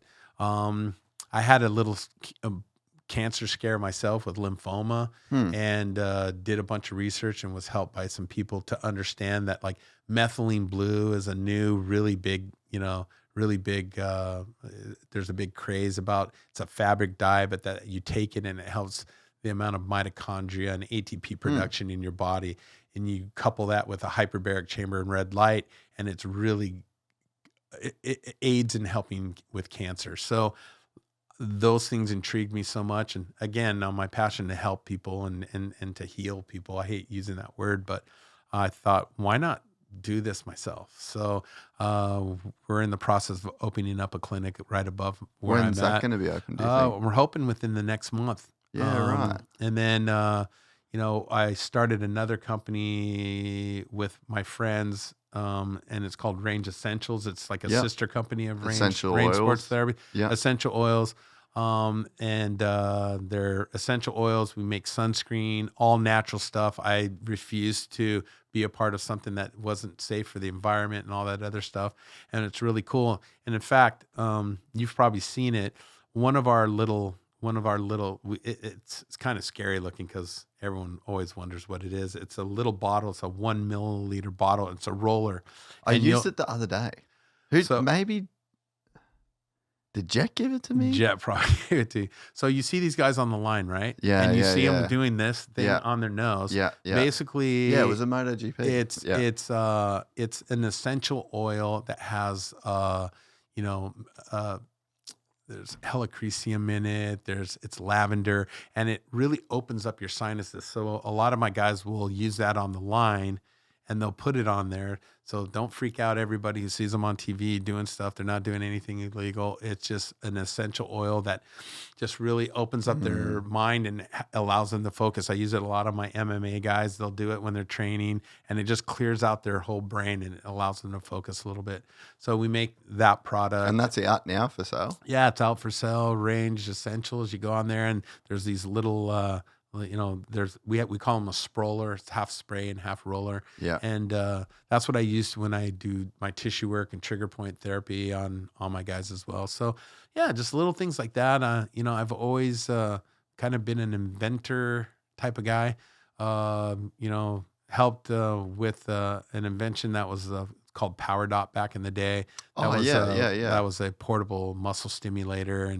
And I just, when things pop into my brain, I just try and, you got to spread yourself a little wider than just, in here. So yeah, I'm proud of some of the things that have come out of my brain, that small little peanut up there. But I love sharing them with people. It's always with the desire to help somebody. And that's what I love about my partners at Range Essentials. Have the same focus, and it's all about giving. And, when we first started the company, we weren't doing it for the money. We were doing it to get these things out because it was helping so many people. So props to the Range Essential people, and love creating different things that are able to help people. And so that's the things I'm most proud of. Yeah, and I think it's funny, people sometimes look down on making money out of certain things, but it's like, you should be rewarded you can be rewarded financially for doing a good thing, and then it just becomes a thing that feeds. It's like a cycle, it's like a positive feedback I loop. agree with you 100%. I mean, I'm not cheap when working for my guys, that's a hard thing to write every single week, but I think you get what you pay for, you know what I mean? And it's and I tell my guys, I know that's a hard check to write every month for me to work with you, but I will give you my all, and there's not anything I won't do to help you be the best that you can be. And when I don't think that's wrong, I agree with you 100%. When you're not taking advantage of somebody and you can, make a business out of it and pay, put food on the table, nothing wrong with that, So I have no guilty conscience. I sleep at night knowing that I'm providing a service for my guys, and it's not cheap, but I think if you were to ask them, I pour my heart and soul out to do, whatever I can for them to make them better at what they do. Yeah, dude, this has been awesome. I'm stoked. I love people who are passionate about what they do, and I can tell you have the same passion for what you do as I do, and it's been a pleasure to be here on your podcast. I hope somebody learned something from it. We had some fun, but in all, if anyone ever has questions, and I never think it's like I'm too big for the amateur or for the I never want to portray that I'm only here about to help Jett Lawrence and Cooper Webb win championships. That's just the reward of it. But I love helping everybody. So anyone out there that ever needs anything, give me a ring, and I'd love to help you out. Yeah, dude. No, that's really, really cool. And I'm gonna pop in. I'll book. You promise? I'll book in, and I'll come. You promise? Yeah. Okay. Yeah. This body's getting pretty beat up at the moment. Hey, we don't get any younger, man. I'm the same way. Sometimes I wake up and I feel like I have polio, and I haven't done anything. I haven't even done anything. The peptides is interesting though, eh? Like, because I haven't. Dude, I would just love to just be like, give me testosterone, give me HGH, just give me all the shit. Another thing that you maybe should try is like the NAD stuff. What's like, that? NAD is like, it's really big in the anti-aging, but it's incredible for inflammation. Again, like a lot of the guys can't do it because you either have to do it through an IV or through an injection. And like, I just don't like any of my guys to ever even come close to, you know what I mean? You just don't even want to go there. Never even want to go there. Don't want to ever be the cause. God, of it must any be of my guys. so frustrating to know shit works. And it's like, because it's a weird line, right? Like, I mean, in MMA, like, you're punching people in the face. Like, you can inflict damage on a person. So, like, if you're taking steroids and you're getting bigger and you're getting stronger, and trust me, in jiu-jitsu, everyone's doing fucking steroids. Oh, for sure. So I am literally training with people on steroids every fucking day. And I know, like, you can feel the difference in it. So, like, in those sports, I'm like, let's maybe not do that. Like when you can punch a dude in the face and it's like, okay, I take drugs, I can punch the guy harder, I can kick the guy harder, brain damage. Like, but in our sport, I mean, it's hard because if you just let it go open season, then it can get dangerous. Oh, I agree. No, there needs to be testing, 100%. But I don't like cheaters. But there should be some limits. There should be people could work within, especially for like healing. So like BPC 157. I mean, you just hear great things about it. Like there is maybe some stuff that we should let in a tested sport, but it's like, maybe it's just too. Maybe you just can't do it. That's a whole nother podcast, right? But yeah, and then that's why what I do, I think, is so valuable to these guys. Exactly, because they don't have that because option. They don't have to worry about any of that. So I'm always looking for other ways to recover that are legal, and that. But it must be frustrating. It is. It's very frustrating. Watch guys go through it and know that there's stuff out there that they could just really can't, help them out. that they can't use. So, what's the NAD stuff? Sorry, NAD is like how's it work? They do it intravenously, but it's the gnarliest. Like it feels weird. Like your whole body just catches on fire. Yeah. And then there's an injection of NAD, and then there's oral NAD. And like, but so what is it? What's it do? It works on a cellular level. And it helps with anti-aging. It restructures and heals like the cellular wall. So it's pretty cool stuff, man. It's we're advancing so crazy, and with all these podcasts and stuff like that, and Rogan and guys like that, they're on top of those things. Like I'm taking methylene blue, and I thought it was state of the art. I had one of my patients the other day tell me that his father has been working with koi fish that get cancer, and 25 years ago they were using methylene blue and the cancer would go away on these fish. So it ain't something, it's just it cycles, and someone's making it popular and making money off of it. But like I've firsthand been using methylene. Patients come in and sometimes my tongue's blue because it's a fabric dye, right? And they can tell that I've been using it, and it's been a game changer for me. It makes me feel a little bit more energy. It's really good for your brain. I mean, the sky's the limit, but again, like I emphasize, I'm not about cheating at all. We got to do it within the realm of the sport, because then it taints the sport. You know what I mean? And that's what I love about all the champions that I work with. And they've done it the right way, and there's no reason not to. And until we figure out a way that guys can recover in a different way, and it's fair for everybody, then we'll cross that bridge when we get there. Yeah. Well, yeah, dude, this has been great. And Insane. I really thank you for having me. Yeah, I'm glad we finally. I'm right down the street, so anytime you need a fill in, give me a call. I'd love to talk about moto. Yeah. Dude, 3 hours just went by. It's crazy, isn't it? You're the best. No, I appreciate you, mate. Thank you. Dr. G, everybody. Epic, mate. That was fun. You stoked? Oh yeah. Oh, some good. You know what? It's easy when you're real. You know what I mean? It's like not putting on a show. Can I take a leak real quick? Oh yeah. If you enjoyed this content, please like and subscribe. And to listen to the full 3-hour podcast, search Gypsy Tales in your favorite podcast platform or click the link in the description below. Gypsy Gang.